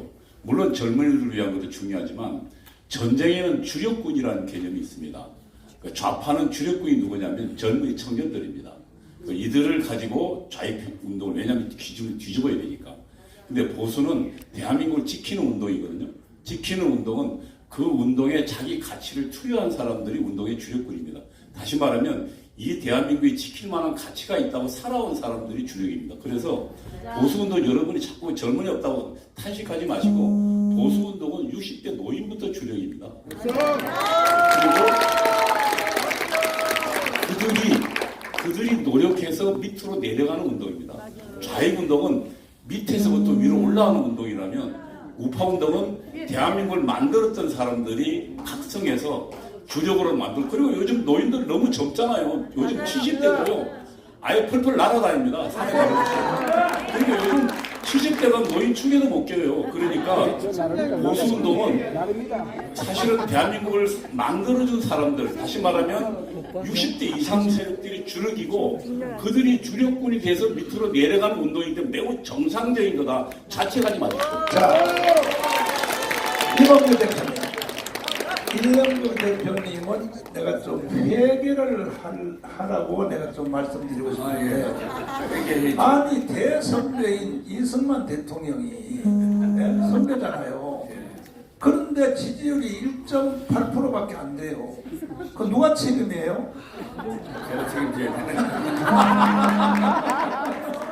되는 그거는 이제 지나가는 조건이고 박근혜 대통령의 탄핵이 정상적으로 된 거예요? 잘못된 거예요? 아이 그거야 뭐 잘못된 거죠. 근데 이제 그게 다 이어진다고 봅니다. 박근혜 대통령 탄핵뿐만 아니라 지금 저 윤석열 대통령 탄핵도 그렇고 저는 이게 다 연결되는 게 이제 우리 이동호 선생이 다 지적했지만 이재명을 캐스팅한 것도 북한이다. 북한이 경기동부연합, 그다음에 민노총. 그리고 지금 개딸을 분석했더니요. 개딸이 20만 명 정도가 되는데 민노총이 100만 명 정도 되잖아요. 다 민노총 그 사람들이 거의 대부분이래요. 그러니까 다시 말해서 경기동부연합이 민노총을 장악하고 민노총이 개딸을 장악하고 그러니까 경기동부연합이 이재명을 캐스팅하고 그러니까 이재명이가 말하자면 회사로 말하면 그 뭡니까 그 뭐죠? 위에 그 회장. 아니 그 자본을 가지고 있는 회사가 있잖아요. 아니 이사회. 네? 이사회. 아니 그 무슨 회사라고 그래요? 지주회사. 지주회사가 있고 근데 지주회사는 잘 안 알려져 있어요. 지주회. 그다음에 무슨 밑에 건설회사 무슨 땅 있는데 사실 이 정부의 주인은 롯데도 마찬가지입니다. 지주회사가 이름도 잘 안 알려진 게 지주회사예요. 말하자면 이 지주회사는 경기동부연합이고 이 안에 이제 민노총, 그 다음에 여기 이제 파생된 게 개딸. 근데 지주회사에서 CEO로 누굴 갖다 놨냐면 이제 이재명을 갖다 놨는 거예요. 처음에는 이제 문재인을 갖다 놨죠. 근데 문재인을 갖다 놨는데 이게 고려연방제로 가야 되는데 지주회사의 오너는 북한이죠. 그렇지. 그리고 이제 거기 주주들은 뭐 이석기다 뭐다 이건 주주고 오너는 이 북한인데 문재인이 완성시킬 줄 알았는데 이게 삶은 소대가리네. 완성이 안 되고 나중에 겁을 먹고, 겁은 누구한테 먹었냐면 국민들한테 겁먹은 거예요. 그렇지. 마지막 단추를 끼자니 이거 단추 꼈다가 난 여기서 죽겠다. 우리 국민들 수준이 그렇게 김정일이 김정은이 시키는 대로 했다가는 안 내가 돼. 죽겠다 싶어서 마지막엔 겁을 먹은 것 같아요. 그러니까 약점을 다 잡고 있는데 시키는 대로 안 하니까 삶은 소대가리 무슨 특등머저리 막 난리 버린 거 아니에요? 그 다음에 문재인 요거 겁쟁이니까 다음에는 겁대가리 없는 놈을 캐스팅해야 되겠다. 그렇지. 약점도 무지하게 많고, 그렇지. 인간 출신서부터 막 이상한 놈. 이거 이재명이 딱이다. 맞아요. 이거 이재명이 성남 때 그 시장 선거 나하고 변호사하고 이럴 때 북한을 갔는데 제가 지난번에도 말씀드렸잖아요. 이쁜 여자가 옆에 붙어 있습니다. 맞아, 아까 사진 먹고 딱 사진 찍고. 그렇게 해서 캐스팅을 한 거예요. 약점을 딱 잡고, 야, 네가 우리가 대통령 만들어줄게. 네가 그 대신 우리하고 협력하자. 아니면 너 우리 까? 제가 이 추측입니다. 그렇지. 왜냐면 북한이 그런 수법이 맞아요. 많아요. 여태까지 그렇게 써왔는데 이재명한테 수법을 그거 안 썼으리라고 제 의심을 하니까. 아니 근데 시바지 전략이라고 알아요? 네, 수바지로 맞아요. 그러니까. 아니 그게 공식 명칭이 임신 특공대예요. 왜냐면 배란기의 여성을 투입시킵니다. 근데 요즘은 여기 북한에 자주 갔다 온 사람들이 가면은 네. 아빠 왜 이제 왔어? 그 약점을 딱 잡고, 아니 그 이재명이 거기 임신 특공대에 걸렸는지 안 걸렸는지 우리가 이제 확인은 안 됐지만 추측을 해보면 약점을 뭔가 잡혔다. 그래서 캐스팅 돼가지고 지금 왜냐면요 이번에 위중교사 재판 받으러 나가는데 이재명이가 원래대로 아무리 깡다고 좋은 정광훈 목사도 살떨릴걸요. 왜냐면 법정 구속 되느냐 안 되느냐 이렇게 분석들이 나왔으니까 살떨리는 상황에 재판관한테 들어가는데 실실 쪼갭니다. 웃습니다. 판사하고 이미 잤다니까. 이미 아는 거니까 나는 오늘 무죄인데 아이고 수고들 하십니다. 쫙 박찬대서부터 쫙 나가지고 아이고 너도 나왔냐? 안 나오는 놈들 내 다 죽인다. 근데 이번에 웃어요. 어떻게 웃을 수가 있습니까? 보좌 때린 그 판사가요 나를 구속시킨 그놈이에요. 저를 그러니까 다 이게 그람시의 진지전에 그러니까 판사, 검사, 경찰 다 넘어가고 거기 총 지주회사는 경기동부연합이 지주회사다. 제가 구속된 과정을 보면은 처음에 이제 문재인 내가 간첩이라고 강화문에서 연설한 것 때문에 구속이 됐는데 정상적 판사는 기각을 때렸어요. 이건 구속해서 재판할 일이 아니다. 구속 안 하고도 재판할 수 있다. 이렇게 하니까 세상에 영장실질심사 판사 3명을 한 달 안에 전부 전라도로 싹 다 바꾼 거예요. 전라도로 바뀌어가지고 나를 결국은 구속시킨 놈이 문재인 이놈이야. 그러니까 김동연뿐만 아니라 네, 김동연. 그렇게 해서 이제 우리나라를 지금 장악을 했는데 네. 그래서 이런 거를 아는 그걸 아는 사람들이 뭐라고 그러냐면은 그래서 자꾸 주문을 하는 거예요. 광화문한테는 혁명밖에 없다 그래서 정광훈 목사한테 11조 바치고 그 다음에 누구 윤석열 대통령한테는 계엄령을 내려라 그러면 계엄령이라는 게 2024년에 있을 수 있는 일입니까? 그럼에도 불구하고 왜 그러냐면 아니면은 이제는 시간이 없다는 거예요. 끝나는 거예요. 끝나니까 그래서 우리 같은 사람이 왜 싸우냐면요.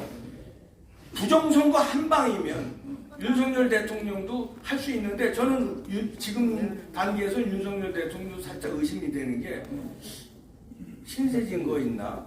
이런 의심이 드는 게 왜냐면 2년 반이 지났으면은 지금 보세요. 자, 민주당 컨트롤이 안 돼. 사법적으로도 이재명 잡아놓지도 못해. 컨트롤이 안 돼요. 막 유죄를 무죄 때려요. 그리고 무조건 다 탄핵. 감사원장도 지금 탄핵시켰습니다. 막 이런 상황인데 컨트롤이 안 돼요. 그러면 이거를 일거에 박정희 대통령 때려잡을 못도 없어. 전두환 대통령처럼 할 수도 없어요. 그러면은 이게 말하자면 부정선거 수사하면 되는데 제일 손쉬운 거거든요. 증거가 너무나 많이 나와 있으니까. 그러면 300명 금배지 다 떨어뜨리면 이재명 수하를 다 떨어뜨리는 거예요. 맞아요. 새로 뽑으면 되는데 왜 윤석열 대통령이 안 할까? 저는 이게 몰라서 안 할까? 저는 천만에 안다. 아는데 그러면 왜 안 할까? 여기서 우리가 퀘스천 마크가 있는 거예요. 혹시 왜냐면 트럼프 대통령은요 이번에 당선됐는데도 부정선거 때려잡자고 나오잖아요. 자기가 당선됐는데 그리고 그러면 윤석열 대통령도 자기가 당선됐는데도 트럼프 대통령하고 보조만 맞추면 되는데도 안 한단 말이에요. 근데 주변에서 많이 들어갔어요. 자료도 들어가고 보고도 하고 보고 받았다는 걸 우리가 알아요. 안 하는 게 야 이거 혹시나 이제 요즘에 의심하는 게 이제 박영수, 그다음에 이제 윤석열 대통령, 그다음에 한동훈으로 내려가는 특검팀이잖아요. 그렇죠. 근데 이제 자 여기서 이제 굉장히 제가 말씀드리기가 조심스러운데 한동훈이가 그래서 이게 같은 이거 왜 이래요? 약점을 다 아니 게시판 나 좀 쓴 거 가지고 나 이렇게 코너에 뭐라? 아이고 형님 왜 이래 이거? 그 딜을 치지 않나? 그러니까 어저께 나온 기사 오늘 아침에도 나왔습니다만 누가 원내대표 추경호가 이제 당계 게이트 이제 그만 분란 일으키고 이거 적당히 합시다 이제 꼬리를 내려요. 당계 게이트 완전히 한동훈이 잡을 완전 찬스에 왔는데 여기 이병훈 기자도 나왔지만 이병준 기자도 있지만 다 잡았어요. 이거 자료 경찰한테 다 줬어요. 경찰도 다 파악 끝났어요. IT 다 나왔어. IP 다 나왔어.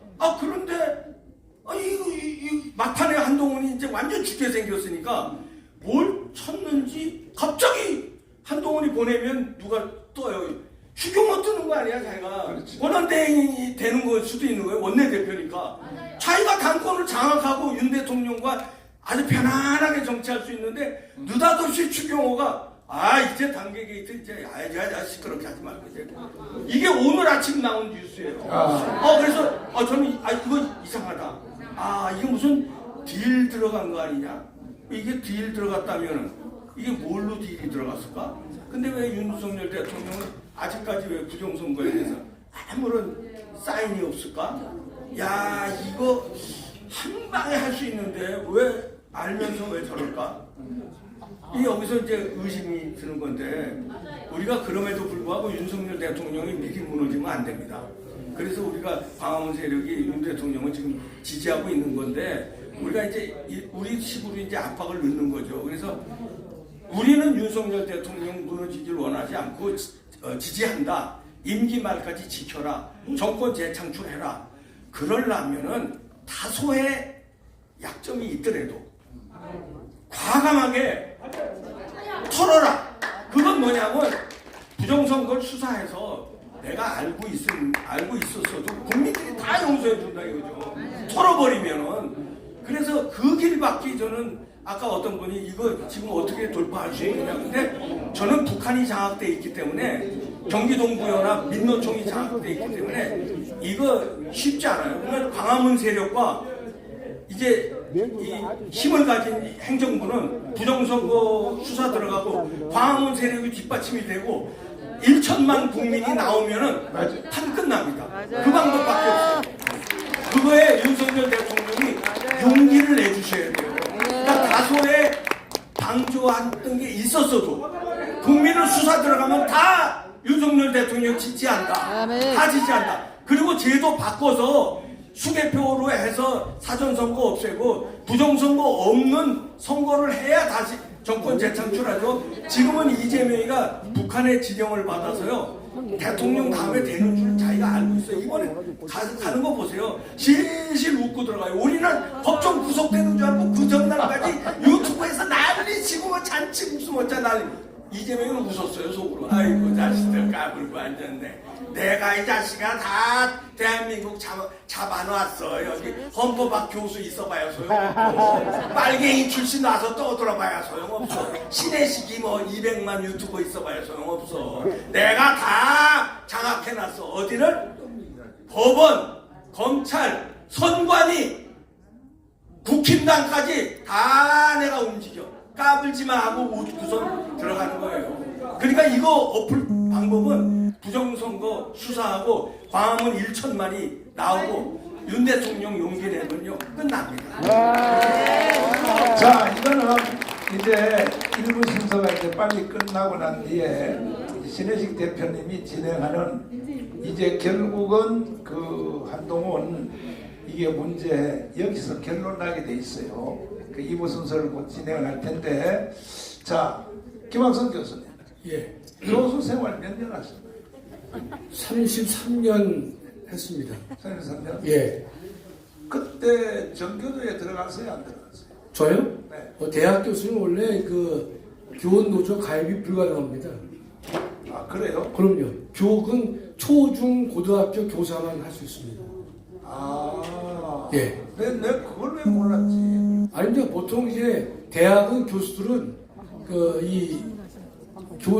교원 노조에 가입이 안 됩니다. 예. 그거 지금 그걸 움직이나 봅니다. 요즘 시도하고 있어요. 아, 근데 보이죠? 예.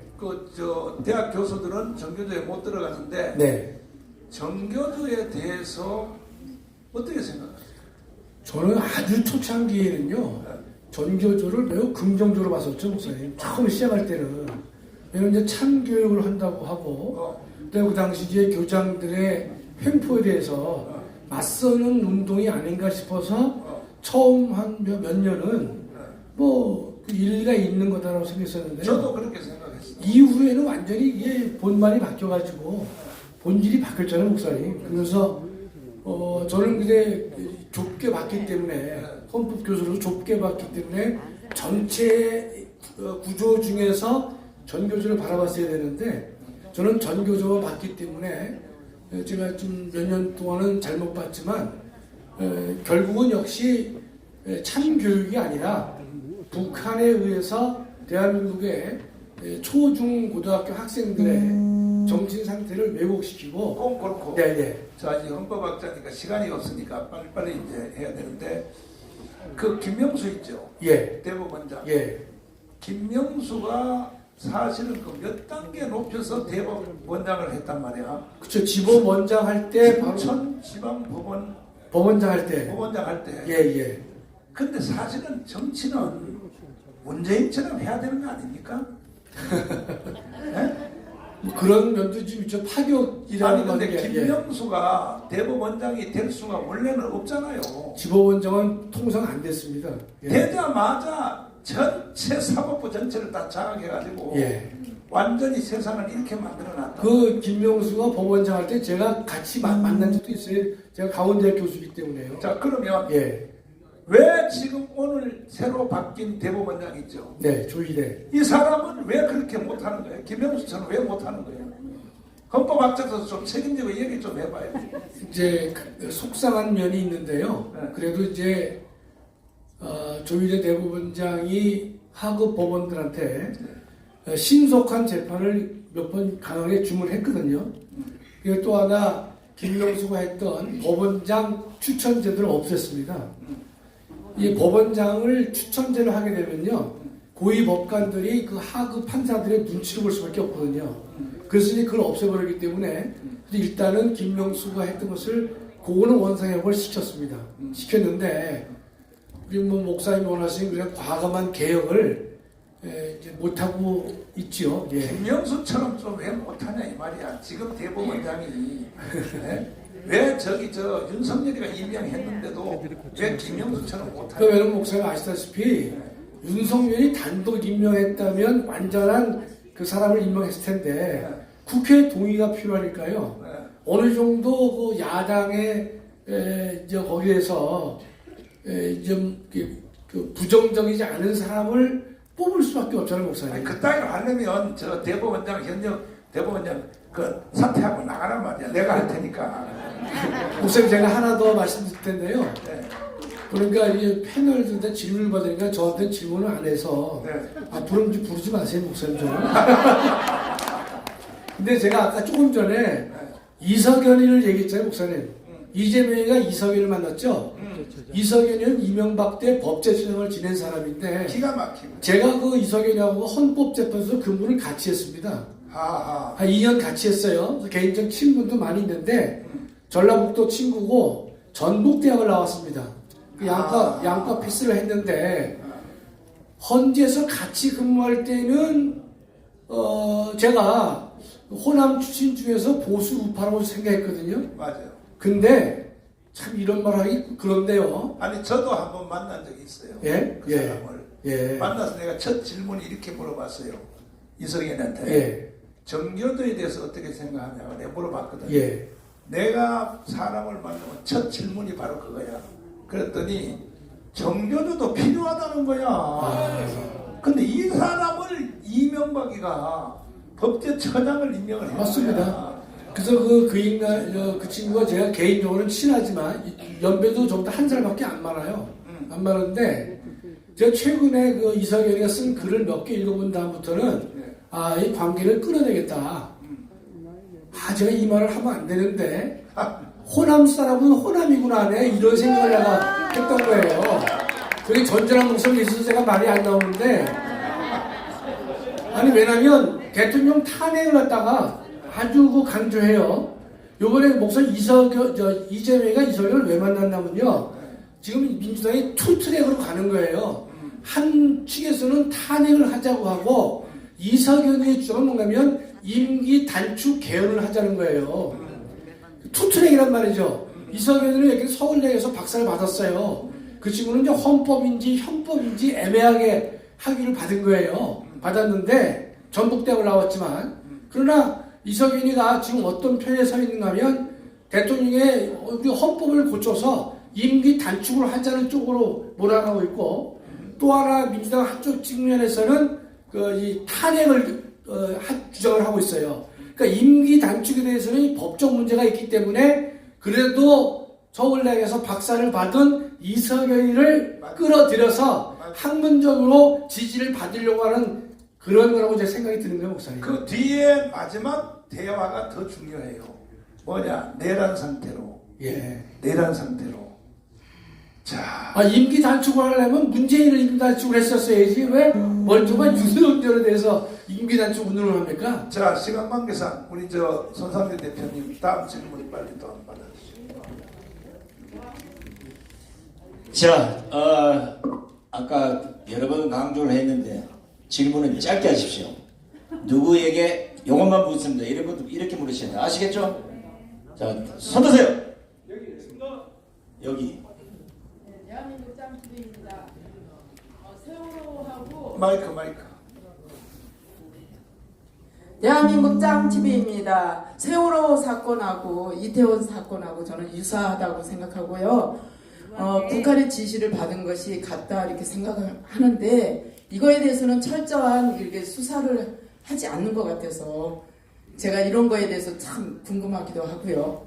그다음에 최재형 목사는 목사도 아닌데 그분이 지금 김건희 특검하고 얽혔잖아요. 그분도 또 수사를 해야 되겠다 이런 생각을 합니다. 네, 이상입니다. 요것은 최재형 북한 가서 찍은 사진 한번 띄워주세요.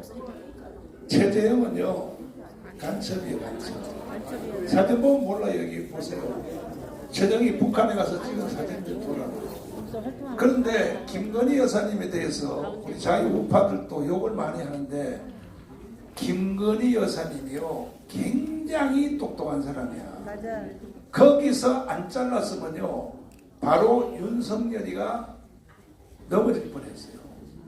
그러니까 김건희 여사님은 본능적으로 자기 남편을 지키려고 하는 그것이 있는 거야. 그래서 거기서 태클이 딱 걸려가지고 쫓겨난 거 아닙니까? 그래서 이 사진 보셨죠? 그러니까 간첩이에요, 간첩.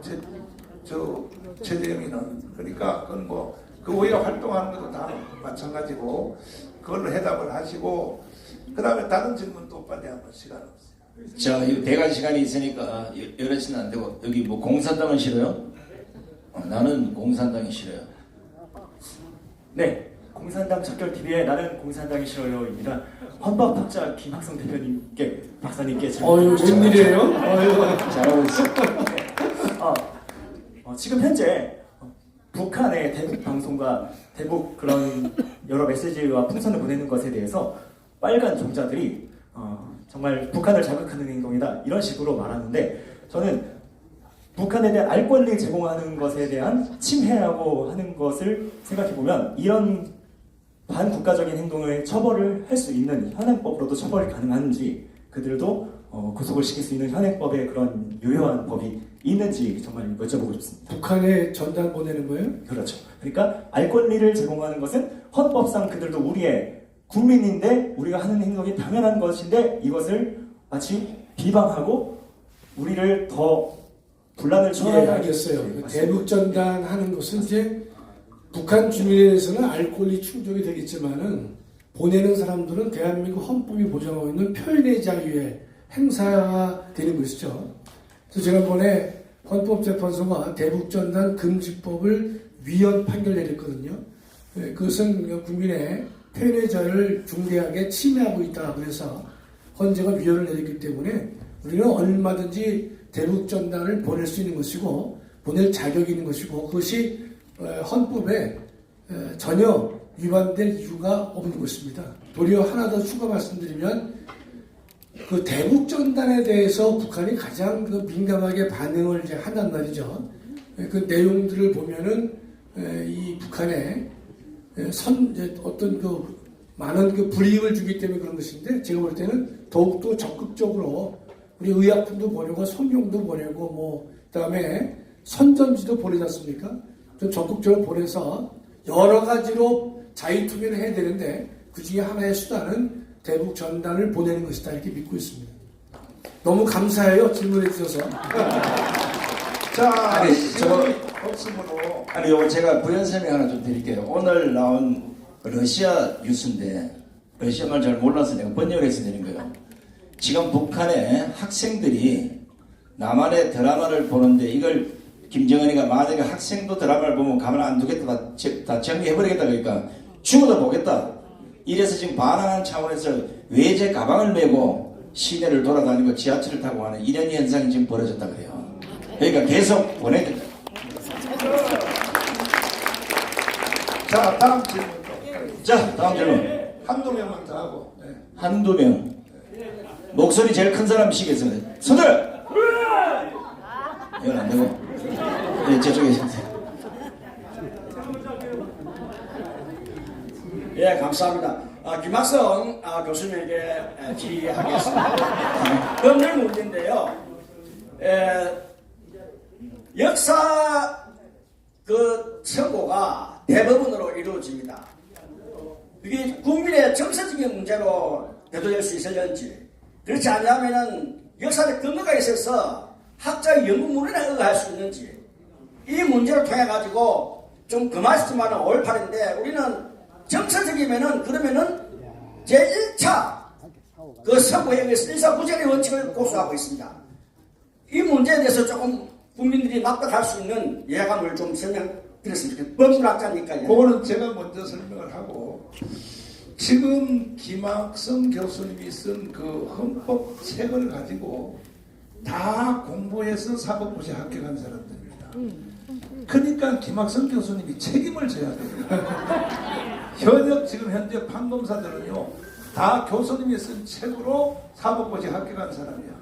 말씀하세요.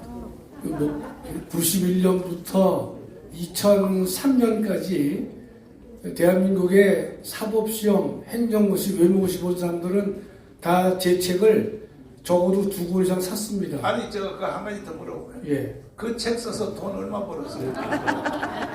잘 기억이 없습니다.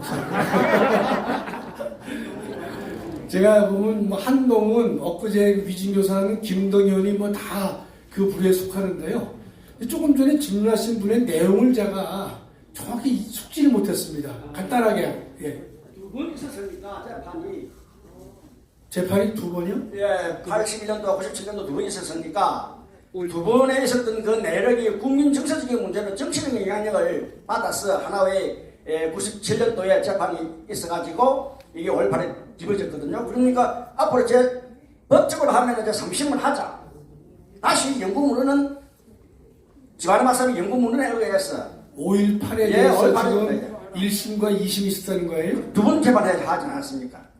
그래서 이것이 우리가 주장하는 북한군 개입의 핵심 그 중심 부분은 차후로 공수수사가 재수사돼야 되지만은 국민 정서적이면은 1차 81년도에 재판으로 말미암아서 일사부질의 원칙을 세계적으로 명성을 날려야 우리 민족사회 위협이 되지 않느냐 이렇게 하는 것입니다. 아니 그거는 제가 대답을 해야 되겠죠. 네. 자 보세요.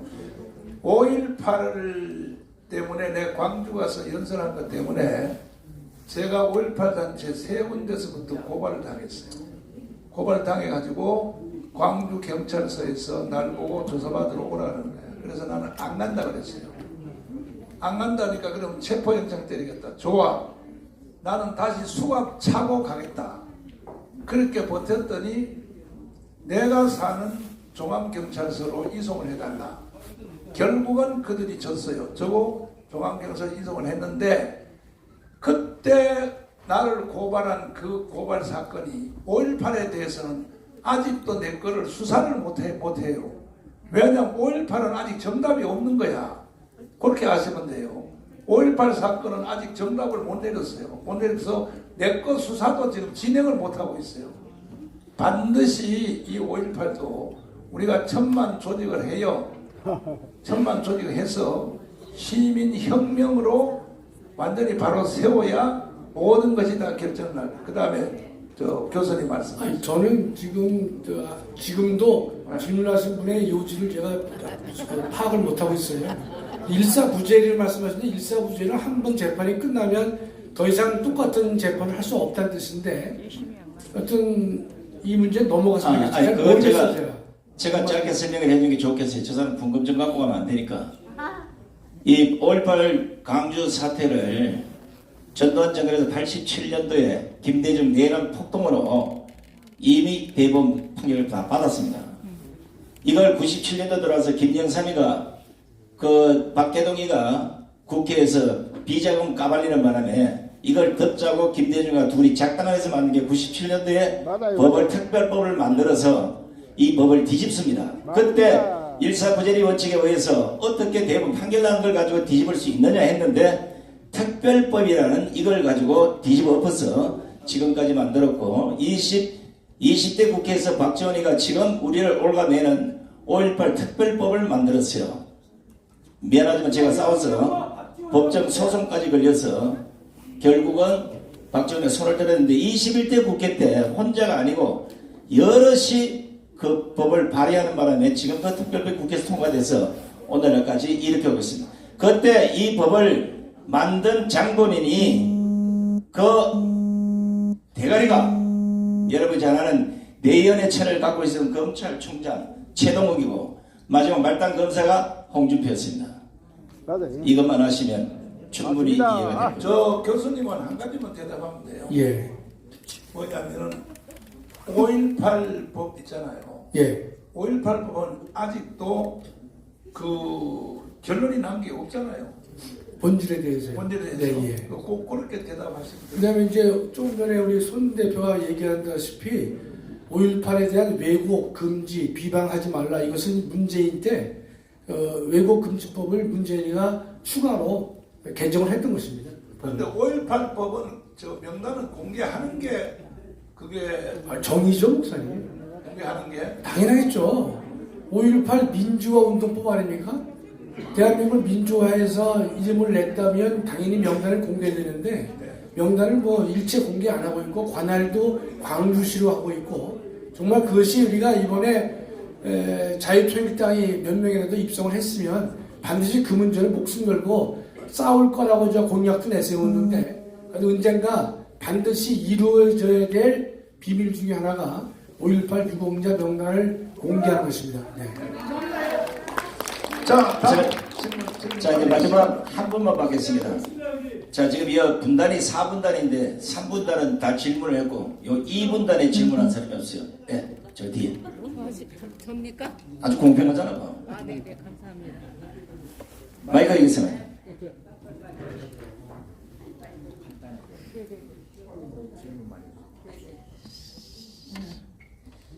먼저 할렐루야 하나님을 찬양하면서요.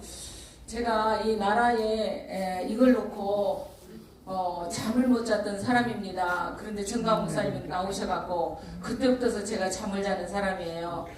이 하나님께서 이 대한민국의 실체를 알게 하셨어요. 그래서 이거는 악한 영의 약한 영이 대한민국을 뒤집어 덮어버렸는데 이것이 체제전쟁으로 지금 가고 있는데 지금 정강 목사님이 이것을 제대로 깨뚫고 가고 계세요. 그래서 이 땅에 지금 모든 종들이 정강 목사님 쪽으로 지금 하나가 됐으면 좋겠습니다.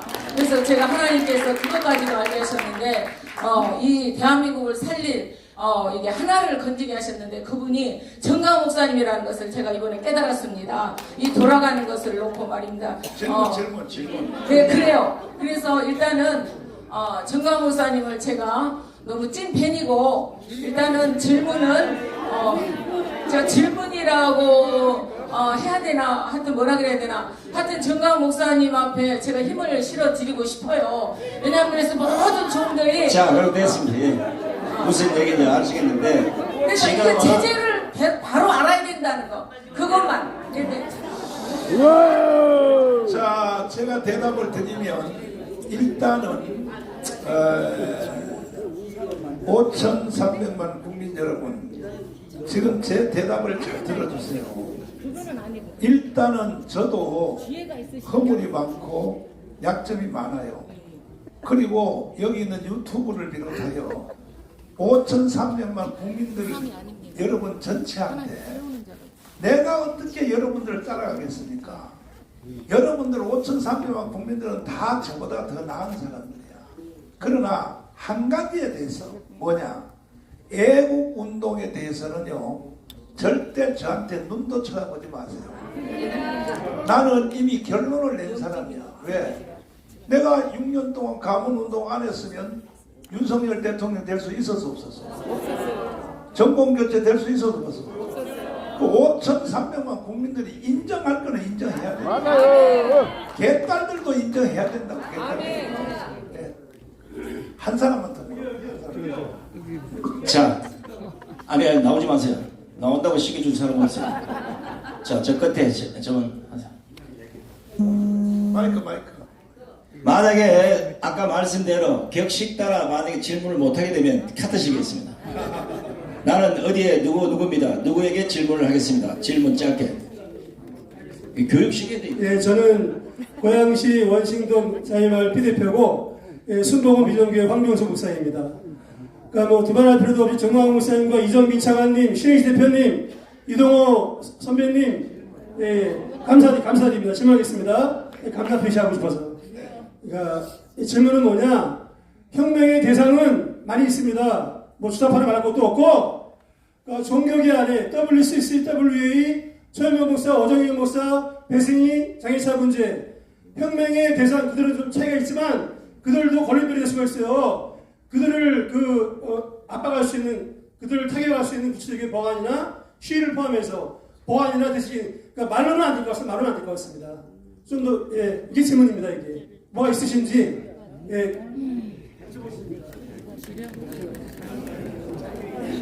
게시판 문제 말씀하시는 것 같은데, 빨리 해결되려면은, 결국 이제 양심 선언과 증거가 있어야 된다. 이런 말씀이시고, 자, 그겁니다. 요거는 WBC와 WEA는 같은 단체라고 보면 돼요. 그러면 왜 한국교회의 날 10월 27일 날 왜 오정현 목사님이 그런 대회를 했는가? 그 다음에 손영보 목사님이 그 대회를 했는가? 결국 대한민국 교회를 다 환각시켜서 결국은 지금 가려고 하는 짓이에요. 그래서 저는 중간에 예배까지는 다 참여하고 헌금한 시간에 딱 끊고 국민대회를 내가 돌이킨 겁니다. 그 때문에 처음에는 제가 욕을 많이 먹었어요. 왜 끝까지 예배를 헌금하는까지 다 하고 하지.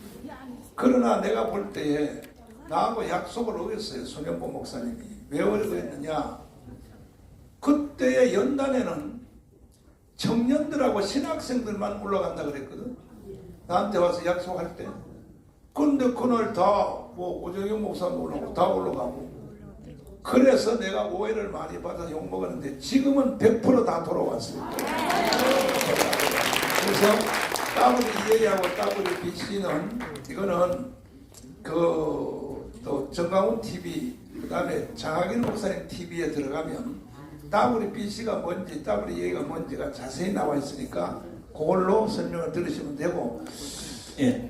지금 이제 시간 진짜 다 됐는데 또 마지막 한 사람만.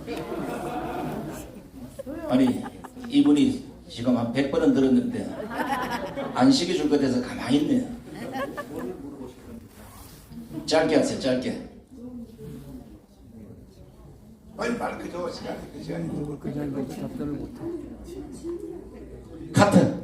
네. 저는 늘 좋은 날 TV의 황신영입니다. 제가 질문하고 싶은 거는 아까 전에 정강훈 목사님께서 대한민국에 중국인이 120만 정도 들어왔을 것 같다라고 말씀하셨는데요. 제가 우리 동네에서 한 발만 걸어가면 중국인, 또 한 발 걸어가면 중국인입니다. 그래서 대한민국에 전쟁이 났을 경우에 중국인들과 우리가 싸워야 되는 이런 현상이 생기지 않을까 생각하는데 120만이라고 생각하시는지 저는 2천만은 들어와 있다라고 그렇게 보고 있습니다. 근데 그 부분에서 120만으로 생각을 하시는지 그 부분이 굉장히 중요할 것 같습니다. 이건 대한민국의 운명이 달린 겁니다. 이거는 행정부에서 기관에서 결정낸 것인데 수도권에 사는 사람만 120만 명이라고 이미 있게 돼 있습니다. 수도권에 사는 사람만. 그 다음에 전국에서는 얼마나 사는지 난 잘 모르고. 정확하게는 네. 지금 96만 2,191명입니다. 한국에 거주하는 중국인 수가. 근데 가짜로 도는 애들도 많이 있기 때문에 그렇게 하시면 되고. 그런데 이들이 결정적 순간에는 공산주의 운동에 참여한다는 거죠. 아시는 바 그대로 우리나라 와서 대학을 졸업하거나 3년 이상을 거주하면 지방자치 선거에 투표권을 주게 돼 있어요. 현재 중국 사람한테도. 네, 그래서 이것도 다 한동훈이가 만든 거예요. 그래서 자 이제 다음 잠깐만요. 이 교육을 시켜야 돼요. 아무래도 이게 나중에 유튜브로 다 나가면 좌파도 보고 대한민국 사람들 다 보는데 기자회견을 안 해본 건 이해가 가겠지만 여러 번 내가 강조를 했어요. 질의응답을 할 때는 일어서서 포밍이 되면 저는 윤석열 TV의 윤석열입니다. 이동욱 교수에게 묻겠습니다. 왜 빨갱이에서 전쟁했습니까? 요렇게 간단하게 물어야 된다고. 질의응답이 길어지면 자꾸 2중, 3중, 4중 이래 되면 자 이제 마지막 옳지. 꿀 앉아서 지금 빌고 있어요. 지금. 마이크. 이제 질문은 이분으로 끝내겠습니다. 네, 김사랑 작가 TV의 김사랑입니다. 자, 우리 빠갱이 교수님한테 잠깐 질문하겠습니다. 네, 제가 실은 이재명하고 지금까지 투쟁을 했는데 그 고소 고발건에 통진당 나눔이 있습니다. 청소용역 나눔이 있는데 실상 아까 이야기하셨던 부분 중에 이거를 들어가 보면 주민교회가 나와요. 성남의 가장 큰 교회 주민교회와 이해학 목사 그리고 통일부 장관 이인영으로 이어진 이 계보에 대해서 좀 우리 빨갱이 교수님께서 직접 얘기를 좀 해주시기 바랍니다. 질문입니다. 원래 그 성남이 우리 그 옛날 그 주사파 좌파들한테는 혁명 기지라고 인정돼서 굉장히 많은 사람이 들어갔고요. 그래서 학생 운동권들이 노동자로 많이 침투했습니다. 그래서 그때 이제 성남이 아예 주사파의 근거지가 됐고 이해학 목사는 과거에 이제 기독교 내에 예를 들면 좌파 출신입니다. 거기서 성남에 주민교회를 만들었고 그 딸하고 이인영이가 결혼했습니다. 근데 당시에 지금 아시지만 우리나라 좌파들은 교회에서 출발했습니다. 교회에서 키웠어요. 그래서 당시에 이해학 목사가 시작하는 지역에는 그 노동운동이 별로 없었고 그래서 교회라는 공간에서 좌파들을 교육하고 훈련시키는 공간으로 활동했고 이해학 목사가 거기에 충실히 협조했었습니다. 그래서 아마 지금 한국의 그 기독교, 특히 그 좌파 기독교는 우리나라 좌파들을 만든 산실이라고 보면 됩니다. 그래서 그런 측면에서 아마 한 뿌리다라고 볼 수 있습니다. 이해한 목사랑 그 다음에 뭡니까 그 장인들은 이인영의 장인들은 이인영 장인입니다. 장인들은 근데 이제 완전히 그때 사람들이 전부 주사파나 좌파는 아닌데 실제로 그 좌파들의 아예 그 숙주 노릇을 했습니다. 자, 그러면 이것으로 저 1부를 마치고 2부는 신혜식 대표님이 주도하시는데 우리 여기 유튜브 신혜식 대표님 유튜브 누구 오셨죠? 앞으로 나오시죠. 이병준 이게 진짜입니다. 이게 이제 구주화 변호사님, 승부를 내는 겁니다. 홍철기, 우동균 이렇게. 자, 저번 행사 때 패널로 나왔던 분 아마 다 나오시고 구조화 변호사님 나오시고. 네, 구조화 변호사님. 자, 그러면 1부 행사 우리 정강 목사님이 인도하시는데 우리 가신 이봉규 박사님까지 해서 5분에게 감사의 큰 박수를 보내주시기 바랍니다. 자, 잠시 후 무대를 바꿔서 다시 2부를 진행하도록 하겠습니다. 빨리 나오세요. 빨리 나오세요. 빨리. 네.